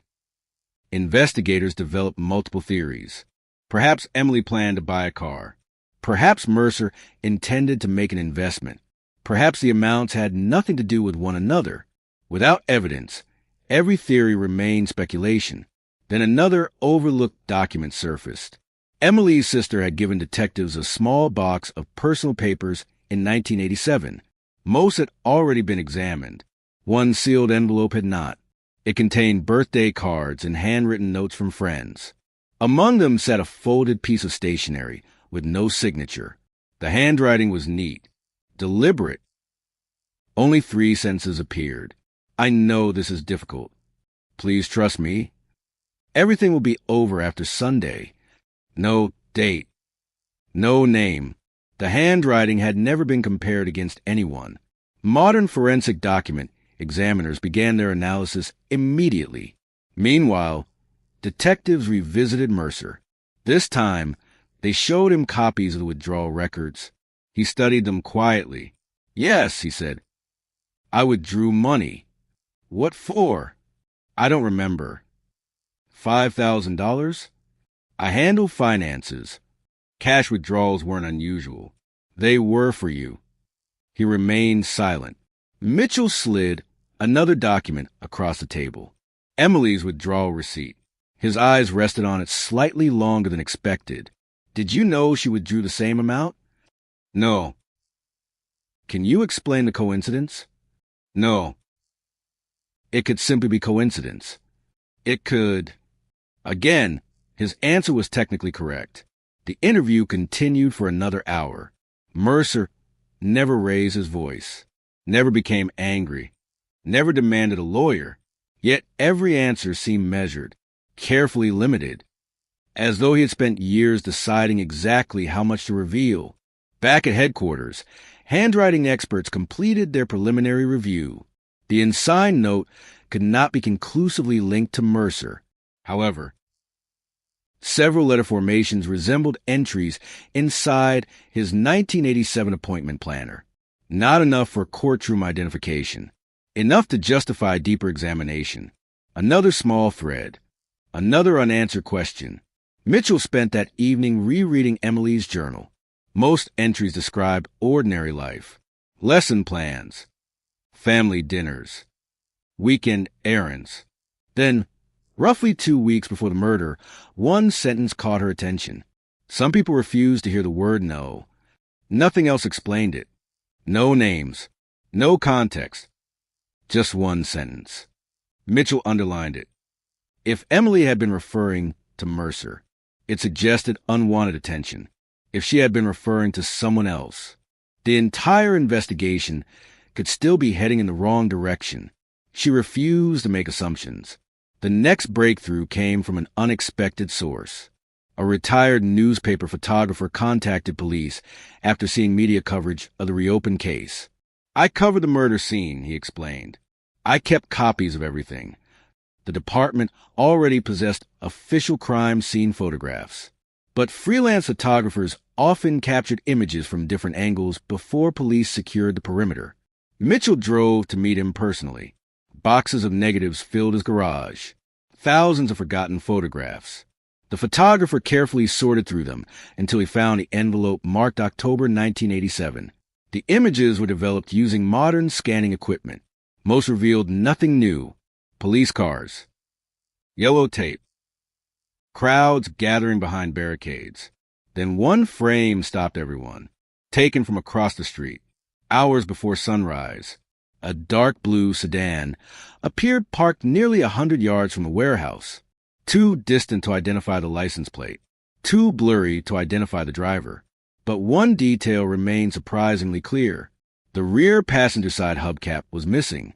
Vehicle registration records showed Mercer's sedan had been reported with. Got a missing rear passenger side hubcap. Mitchell stared at the enlarged image. The laboratory confirmed only one thing. The photograph was authentic. Whether the vehicle actually belonged to Mercer could never be stated with certainty. It was another coincidence, another possibility, another shadow refusing to disappear. Late that night, Mitchell returned alone to the evidence room. She stood before Emily's photograph once again. The investigation no longer looked impossible. It looked incomplete. A fingerprint, 2 identical cash withdrawals, a missing planner page, a mysterious note, an unusual car cleaning, an old photograph. Each clue seemed to point toward the same man, yet none answered the question that mattered most. Why? Then her phone rang. It was a forensic accountant reviewing Mercer's archived financial records. His voice sounded unusually tense. I think we found something bigger. What is it? There was another account. What kind of account? A private investment account. So, it wasn't reported anywhere during the original investigation. Mitchell's heartbeat quickened. How much money? The accountant took a breath. The balance suddenly increased. He paused. By almost $5,000. And you know when? Mitchell already feared the answer. The accountant quietly replied. 3 days after Emily Carson was murdered. The room went completely silent after the accountant finished speaking. 3 days after Emily Carson was murdered, Daniel Mercer's private investment account increased by almost exactly $5,000. The same amount Emily had withdrawn before her death. The same amount Mercer had withdrawn shortly before the murder. A number that had appeared twice in the investigation had now appeared a third time, $5,000.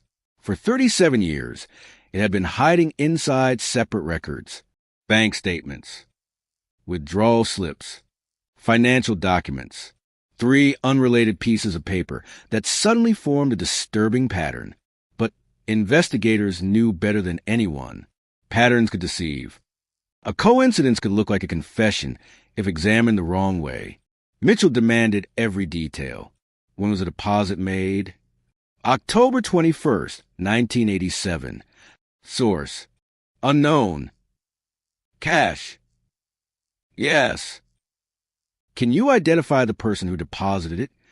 No. Was Mercer the only account holder? Yes. The account existed under Mercer's name alone. The deposit had been made at a branch nearly 30 miles away from his workplace. No camera footage survived. No teller remembered. No receipt remained. Another door had opened. Another door had closed. Mitchell returned to headquarters before dawn. The evidence board had transformed from a collection of disconnected mysteries into something far more dangerous. A possible financial motive. A possible hidden relationship. A possible attempt to conceal the truth. But prosecutors would not build a murder case on the word possible. They needed proof. The investigation turned toward Emily's final week. What had she been doing? Who had she spoken with? Where had she gone? Every hour mattered.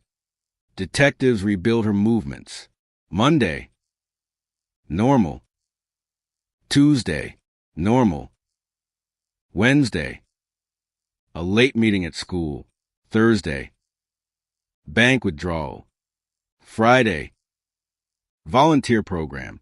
Saturday, several unanswered hours. Sunday evening, gone. The missing pieces were concentrated in one small window. Saturday night, the night before her death. Investigators searched Emily's old phone records again. One call stood out, a pay phone near Mercer's office.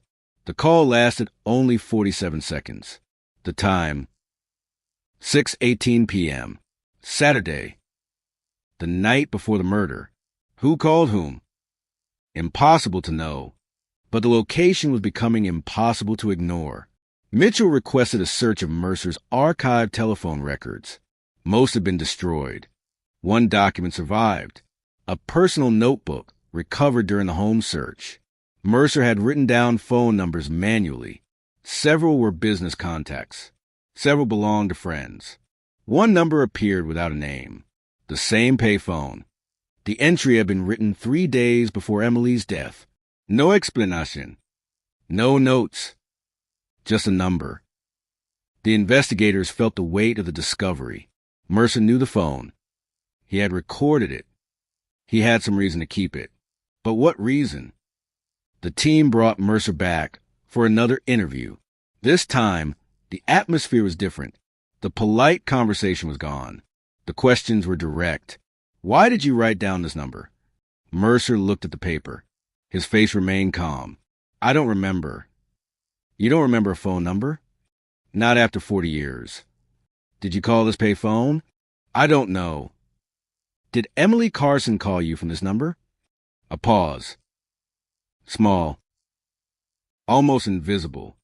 But everyone noticed. I don't know. Mitchell leaned forward. Daniel, a fingerprint placed you at the warehouse. I told you I don't know how. Your car may have been near the scene. May have been. You withdrew $5,000 before the murder. So did she. Your account received $5,000 after her death. I don't know why. You cleaned your car 2 days after. That proves nothing. No. It doesn't. But everything together is becoming difficult to explain. Mercer looked down. For the first time, he appeared tired, not frightened, not angry, just tired. I have spent my whole life knowing this day might come. The room became still. Mitchell carefully watched him. What day? The day someone decides they already know the answer. Do you expect me to believe you are innocent? I expect you to prove I'm guilty. The interview ended. No confession. No arrest. But something had changed. Mercer was no longer simply a person of interest. He was the center of the investigation. The district attorney reviewed the evidence. The conclusion was frustrating. There was enough for suspicion, not enough for charges. The fingerprint was powerful, but fingerprints prove contact, not murder. The money was suspicious, but suspicious is not illegal. The timeline was concerning, but concern is not conviction. The case remained suspended. Again. Mitchell refused to accept another failure. She returned to the original crime scene photographs. She studied the warehouse door, the fingerprint, the angle, the height. Something bothered her. The print was on the inside edge of the maintenance door, not the outside. That meant whoever left it was likely standing inside the warehouse, not outside. The original investigators assumed the killer entered through that door. But what if that assumption was wrong? What if someone had been inside before Emily arrived? She ordered a complete reconstruction. The warehouse layout, the entrances, the windows, the possible paths. The result surprised everyone. The maintenance door was not the easiest way inside. It was the easiest way to hide. A person standing inside the warehouse could see anyone approaching from the service road without being noticed. The fingerprint may not have belonged to someone breaking in. It may have belonged to someone waiting for Emily. A new theory formed. Emily may not have been randomly attacked. She may have agreed to meet someone she knew, someone she trusted enough to follow into that dark place. The investigation returned to the anonymous note. I know this is difficult. Please trust me. Everything will be over after Sunday. The phrase changed meaning. If Emily believed she was meeting someone to resolve a problem, she might have gone willingly. She might not have realized the danger. The handwriting analysis continued. Experts compared the note with dozens of known samples. Mercer's handwriting showed similarities, but similarities were not identification. The examiner needed more. Then another discovery emerged. Emily's sister found an old box stored in her attic. She had forgotten about it for decades. Inside were letters Emily had written during her final year of life. Most were ordinary. Family updates, school stories, personal thoughts. One letter had never been sent. It was addressed to someone who needs to understand. No name. The letter was unfinished. The first line read, I never wanted this to become something ugly. Investigators carefully examined every word. The second sentence was more disturbing. You promised me it would end. The letter ended abruptly. No signature. No conclusion. But now a terrifying possibility emerged. Emily may not have been dealing with a stranger. She may have been trapped in a situation that had been escalating for months, and someone had promised her it would stop. The task force searched every surviving record connected to Emily's relationships, former classmates, co-workers, neighbors, volunteers. One name repeatedly appeared in old social calendars. Not Daniel Mercer. Someone else. A man whose name had never appeared in the original investigation. A man who had moved out of California only weeks after Emily's death. A man who had never been interviewed. When detectives located him, they discovered something shocking. He had a connection to Daniel Mercer. A financial connection. A business connection. And possibly a connection to the missing $5,000. The investigation that had focused on one unlikely suspect for months suddenly opened another direction, because maybe Daniel Mercer wasn't the person who left a fingerprint. Maybe he was only protecting someone else. And somewhere inside the forgotten pages of 1987, the real reason Emily Carson died was still waiting to be uncovered. The name that appeared in the old records was Thomas Avery. Unlike Daniel Mercer, Avery was not a respected figure in the community, but he was not a criminal either, at least not officially. In 1987, Thomas Avery was 34 years old and worked as a freelance property consultant. He specialized in helping small businesses purchase abandoned buildings, negotiate contracts, and manage financial transitions. His name appeared only briefly in the original investigation. A single line inside an interview summary. Thomas Avery, interviewed regarding warehouse ownership records. No connection established. The original detectives had moved on quickly. Avery had seemed irrelevant. But 37 years later, investigators saw the sentence differently. No connection established. Not the same as no connection existed. The reopened investigation uncovered that Avery had handled financial paperwork related to the abandoned warehouse district. He knew the buildings. He knew the access points. He knew which doors were unlocked. And most importantly, he knew Daniel Mercer. The two men had worked together on several small investment projects during the late 1980s. They were not close friends. They were business associates. The kind of relationship that often leaves behind paperwork. And paperwork was exactly what investigators found. A partnership agreement from September 1987, 1 month before Emily's murder. Mercer had invested money into a property venture managed by Avery. The amount? $5,000. The same amount appearing throughout the case.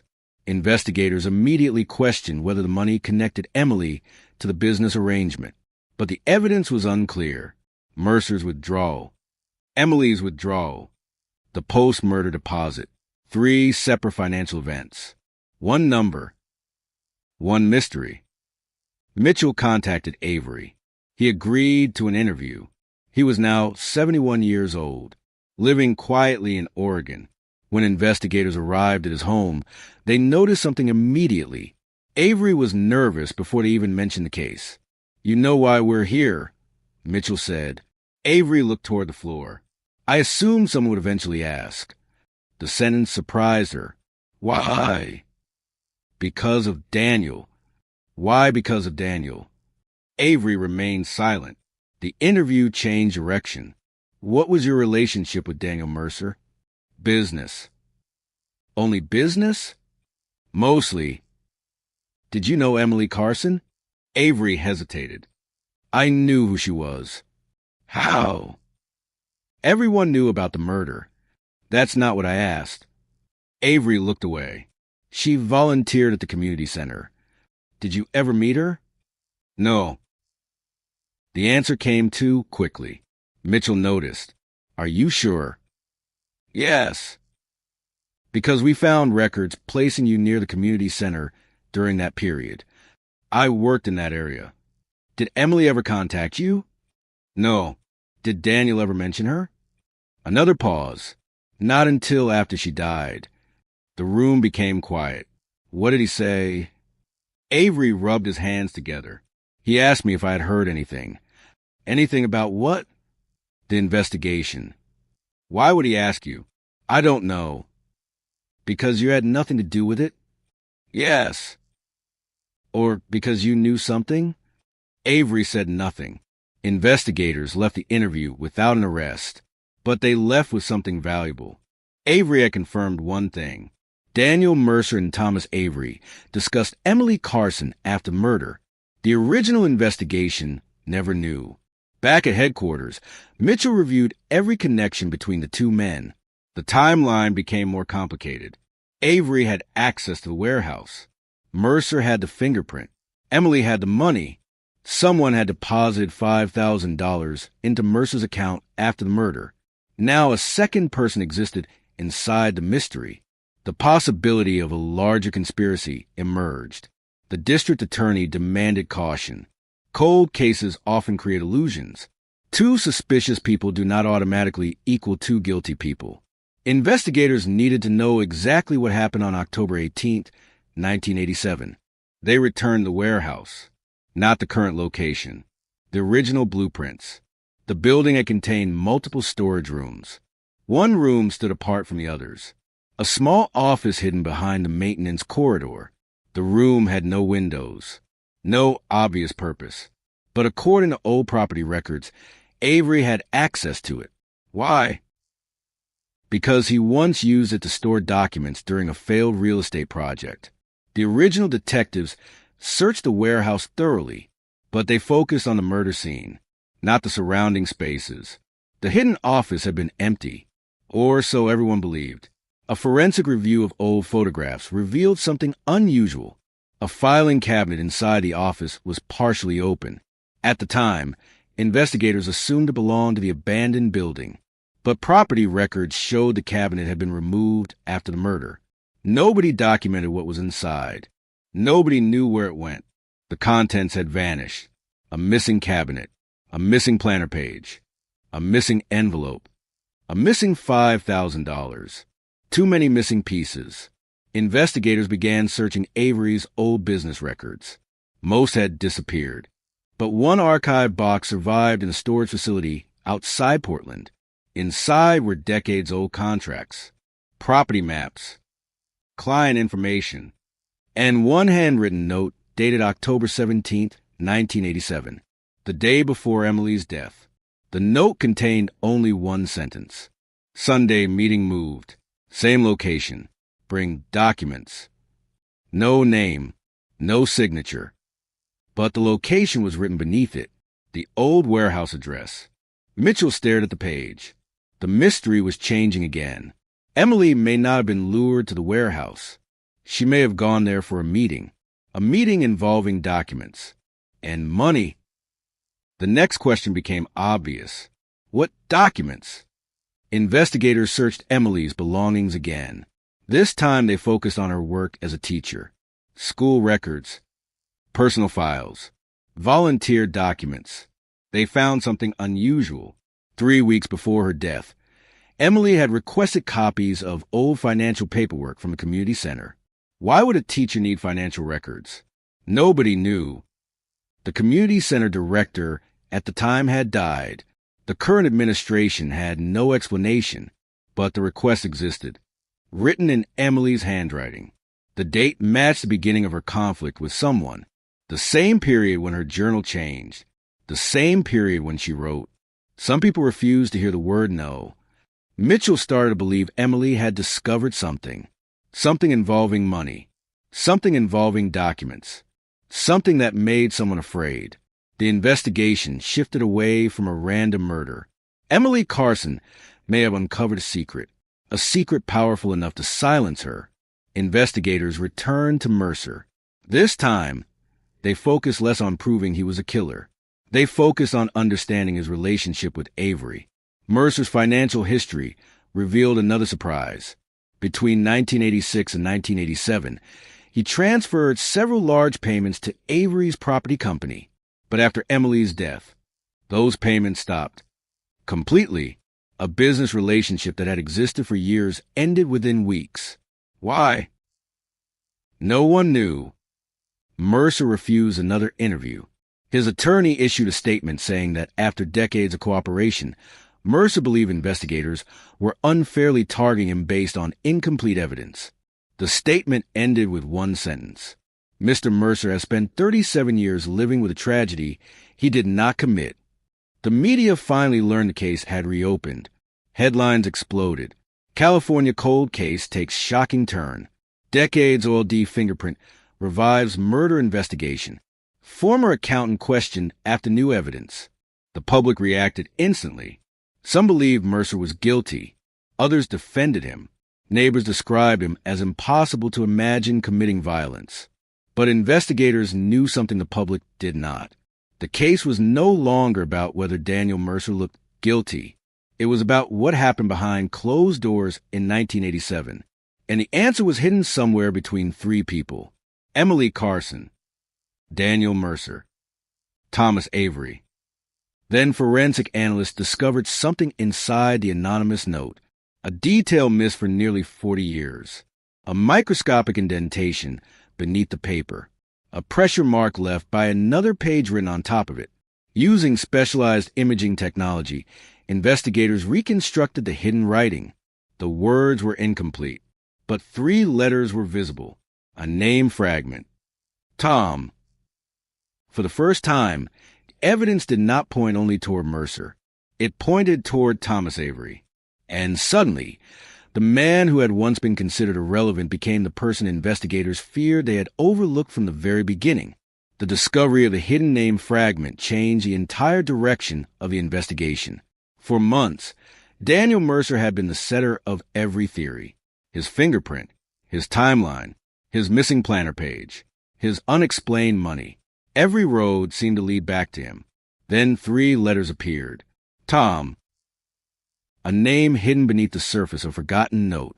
A name that had been buried for 37 years. Thomas Avery. The man who had never been considered a serious suspect. The man who had been mentioned only once in the original investigation. The man who had quietly disappeared from California shortly after Emily Carson's death. Mitchell immediately ordered a complete re-examination of Avery's history. Not rumors. Not assumptions. Facts. Every business record. Every property transaction. Every financial connection. Every address. Every person connected to him. The first discovery came from a company registration file. In 1987, Avery operated a small consulting business called Westbridge Property Solutions. On paper, the company helped investors purchase and renovate abandoned commercial buildings. But investigators discovered something strange. The company had almost no legitimate clients. Most of its money came from private investors. One of those investors was Daniel Mercer. Another was a silent partner whose name appeared nowhere in the original investigation, a man named Richard Cole. Richard Cole had died in 2009, but his financial record survived, and those records revealed something disturbing. 3 weeks before Emily's death, Cole transferred $10,000 into Avery's business account.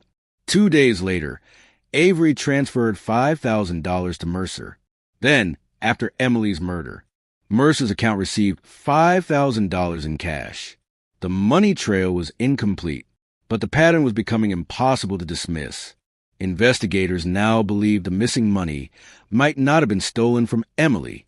It might have been connected to a larger financial arrangement, a deal, a secret, something Emily discovered. The next step was understanding why she was involved. Detectives searched Emily's personal files again. They found copies of letters she had written to the community center board. The letters were polite, professional, but the tone changed over time. The first letter asked simple questions, financial questions, where donations were being allocated, why certain expenses had increased, why volunteer funds were being moved between accounts. The second letter was more direct. She requested a full review of financial records.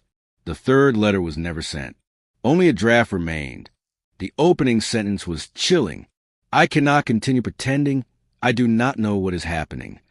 Investigators stared at the document. Emily was not searching for personal answers. She was investigating something. The question became, what had she found? The community center had received thousands of dollars in donations every year.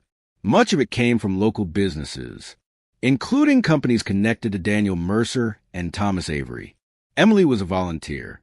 She had access to basic financial documents. She was not an accountant. She was not a detective. But she was organized, and she noticed things other people ignored. Missing receipts, unexplained transfers, payments that did not match official records. The investigation developed a new theory. Emily discovered financial misconduct involving people she trusted. She confronted someone. Someone tried to make the problem disappear, and the confrontation ended with murder. But who killed her? Mercer? Avery? Both? Or someone else entirely? Investigators returned to the warehouse, the place where everything ended.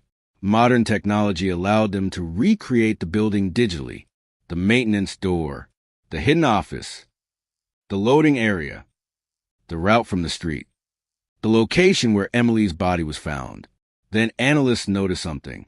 The fingerprint on the maintenance door was positioned at shoulder height. The person who left it was likely standing inside the building, facing outward, waiting. The question was no longer how someone entered. The question was, who was waiting for Emily? Avery knew the warehouse. Mercer had the fingerprint. Both had possible motives. But only one person had a documented reason to meet someone there, Thomas Avery. The handwritten note mentioned a Sunday meeting. The warehouse address. Bring documents. The date matched the day Emily disappeared. Investigators searched Avery's old phone records. Unlike Mercer, Avery's records showed one surviving call. A call made the evening before the murder, to a public phone near Emily's home. The duration, 1 minute and 12 seconds. The same pay phone connected to the earlier mystery calls. Mitchell felt the case shifting again. Emily had been communicating with someone using public phones, someone avoiding a direct connection. The original investigators had focused on strangers. They never considered that the people involved may have been hiding behind ordinary appearances. Avery was interviewed again. This time, he was not calm. He appeared frustrated. I already told you everything. You told us you didn't know Emily. I didn't. You knew she was investigating the community center. Avery said nothing. Why? Because everyone knew. Everyone. People talked. About what? About money. The room became quiet. What money? Avery looked toward the window. I don't know. You're lying. You can't prove that. Maybe not.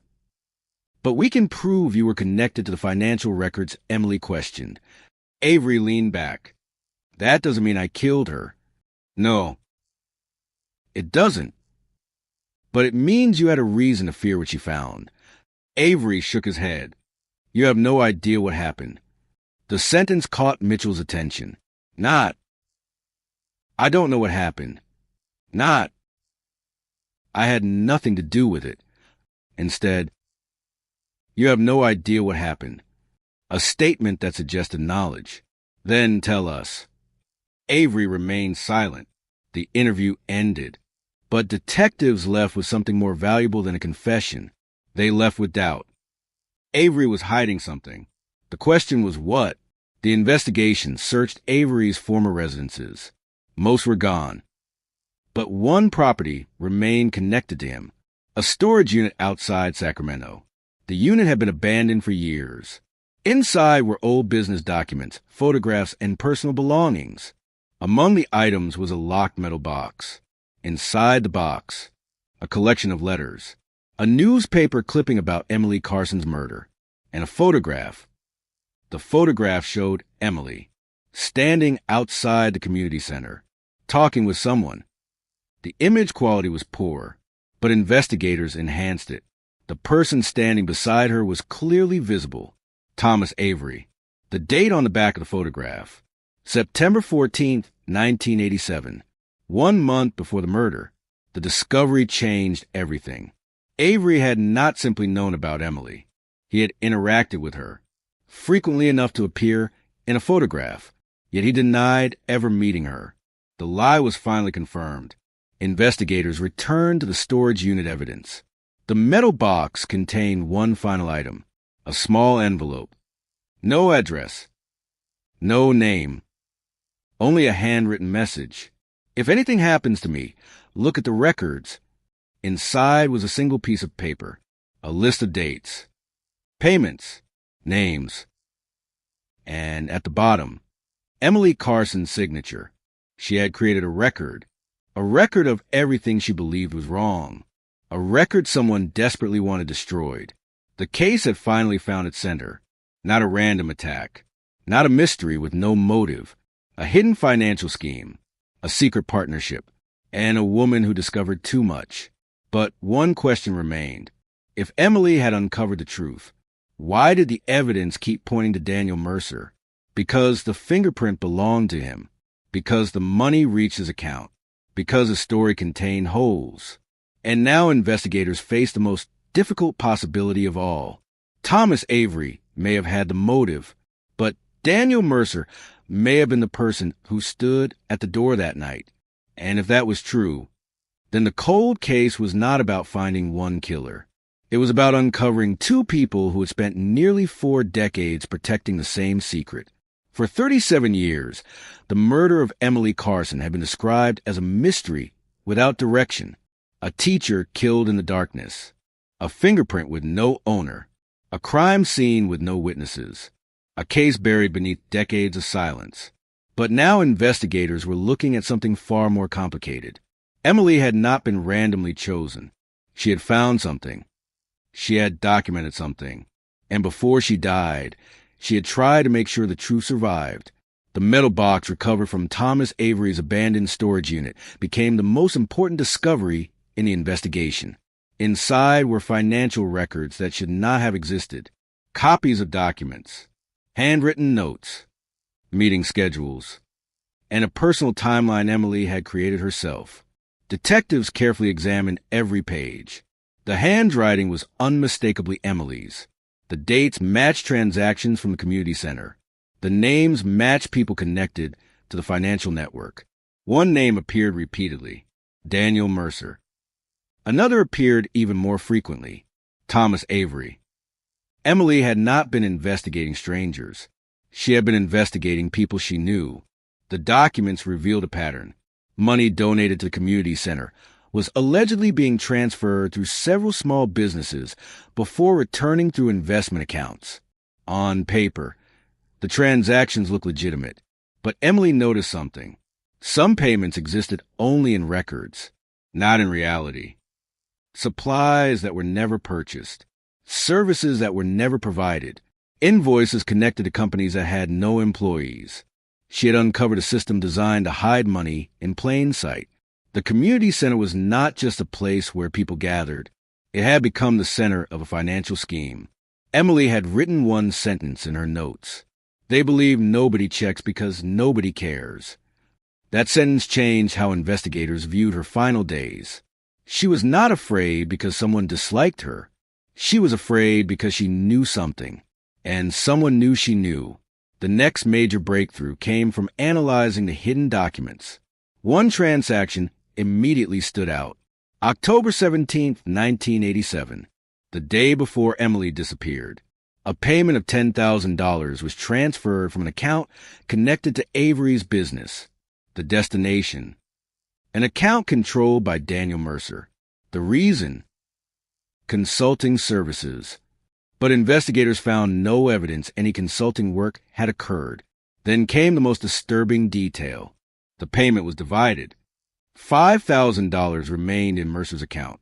$5,000 was withdrawn in cash. The exact amount Emily withdrew before her death. Investigators believed they were finally seeing the outline of the plan. But they still lacked the most important piece. Who actually killed Emily?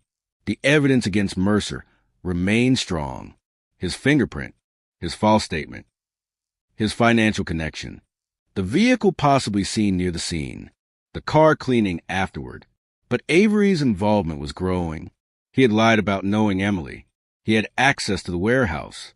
He had created the financial system she uncovered. The possibility of two people working together became impossible to ignore. Mitchell requested a full background investigation into Avery and Mercer as a pair. The results revealed something unexpected. They had known each other for more than 10 years. Not casually. Closely.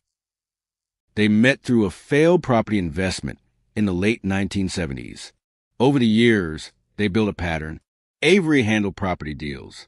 Mercer handled finances. Together, they moved money through complicated networks. Nothing illegal had ever been proven until Emily began asking questions. Investigators contacted former employees of Avery's companies. One former assistant provided a statement that changed everything. I remember Daniel being afraid of Thomas. Afraid? Yes. Why? Because Thomas always controlled the money. Daniel was the accountant. Why would he be afraid? The woman looked down. Because Daniel knew too much. The statement created a new possibility. Maybe Mercer was not the mastermind. Maybe he was trapped. Maybe he was involved, but not in control. The investigation returned to the fingerprint. Forensic experts examined the location where it was found. The maintenance door was not near the body. It was inside a narrow corridor. Someone standing there would have been separated from the main warehouse area. The killer could have waited there unseen, but investigators noticed something else. The fingerprint was not mixed with other prints. No fingerprints from workers. No fingerprints from trespassers. Only one clear print. Mercer's. Why? Because someone had cleaned the door. The original investigators never considered it, but modern analysis showed something unusual. The surrounding surface contained old dust patterns. Except around the fingerprint. A small area had been wiped. Someone had cleaned the door before leaving, except for one place. The fingerprint. A deliberate mistake. A message. Or an accident. Nobody knew. But one possibility emerged. Someone wanted investigators to find Mercer's fingerprint. The print might not have been left by the killer. It might have been planted. The discovery shocked the task force. For years, everyone assumed the fingerprint was the answer. Now it might have been the biggest deception in the entire case. Mitchell immediately ordered another interview with Mercer. This time, she brought evidence of Avery's involvement.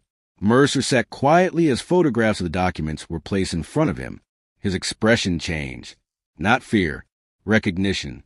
You knew about this. Silence. Daniel. I knew Thomas had problems. Financial problems? Yes. Did Emily discover them? Another silence. Did she confront you? Mercer closed his eyes briefly. She was a good person. The answer confused investigators. That's not what I asked. No. He looked toward the table. You don't understand. Then explain. Mercer finally spoke. I tried to stop it. Stop what?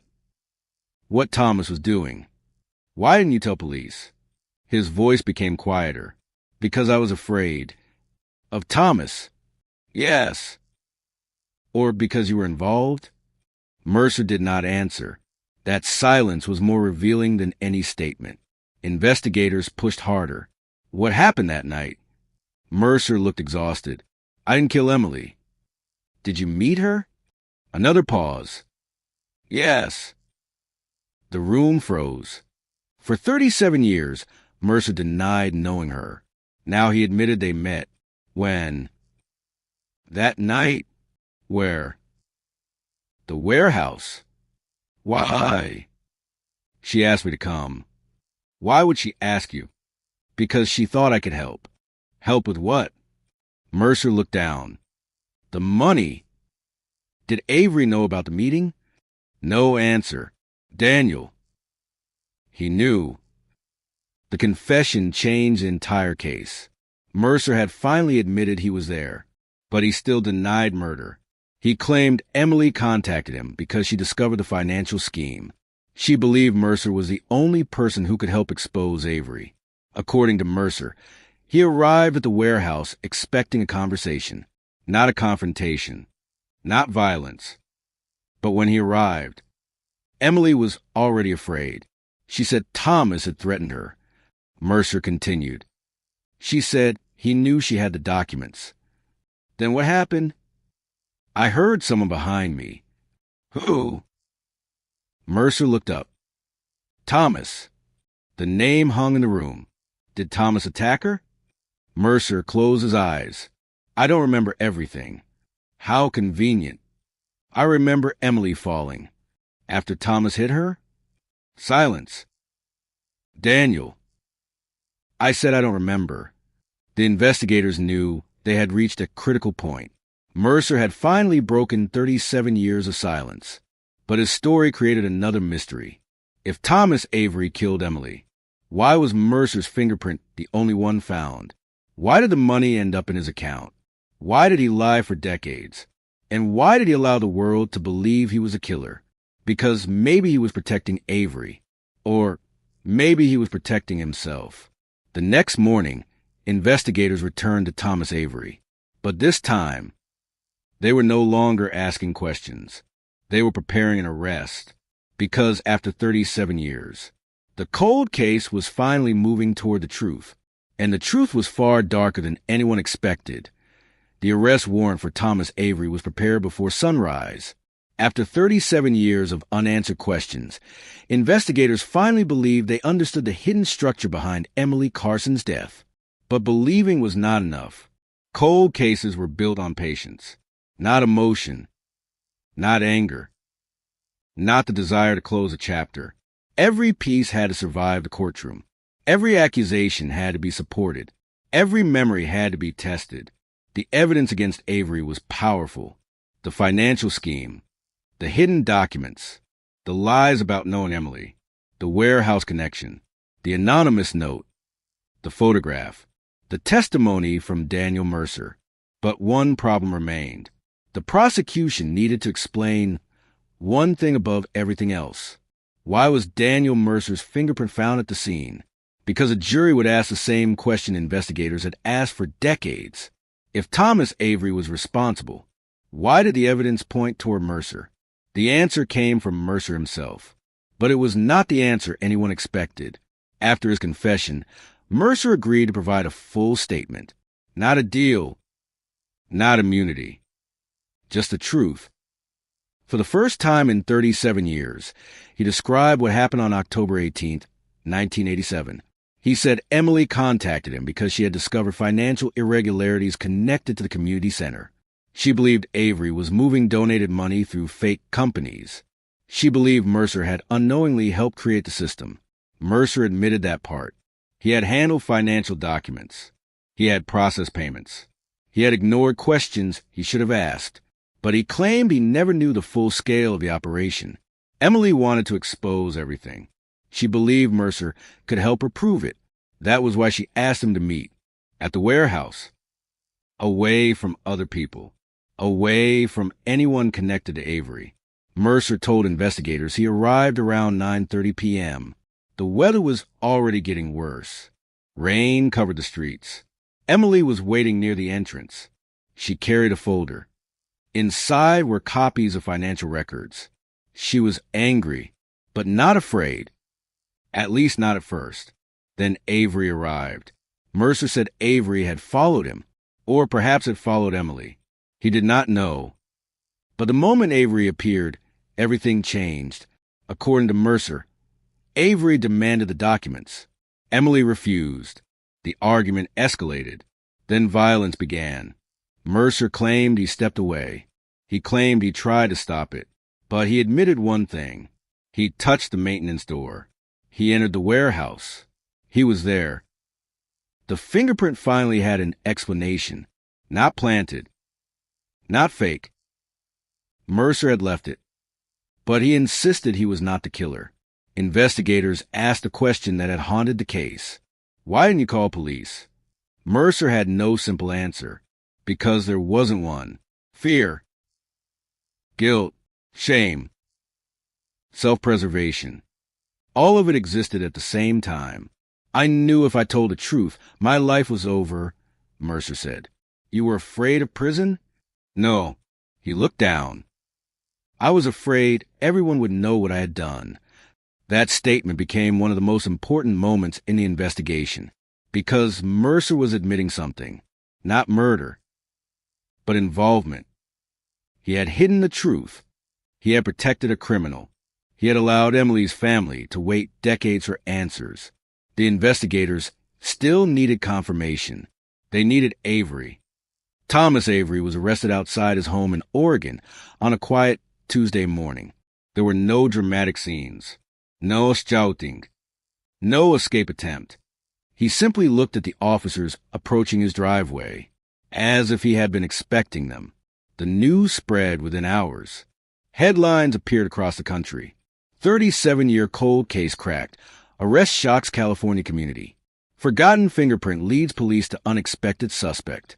Teacher's murder investigation takes stunning turn. For the first time in decades, Emily Carson's name was everywhere again, but for her family. The attention came with complicated emotions.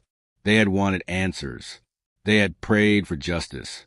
But they never expected the truth to involve people Emily had trusted. The trial preparation lasted months. Prosecutors built their case carefully. They did not portray Avery as a mysterious monster.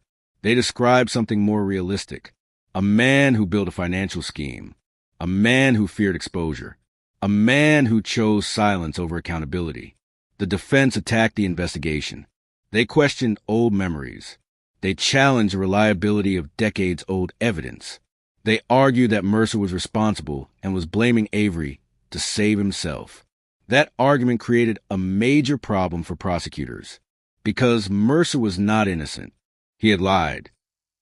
For decades, the defense repeated the same phrase again and again. How can anyone believe a man who spent 37 years hiding the truth? The prosecution had no perfect answer, because it was true. Mercer had hidden the truth. The question was whether he had hidden it because he was guilty of murder or because he was guilty of fear.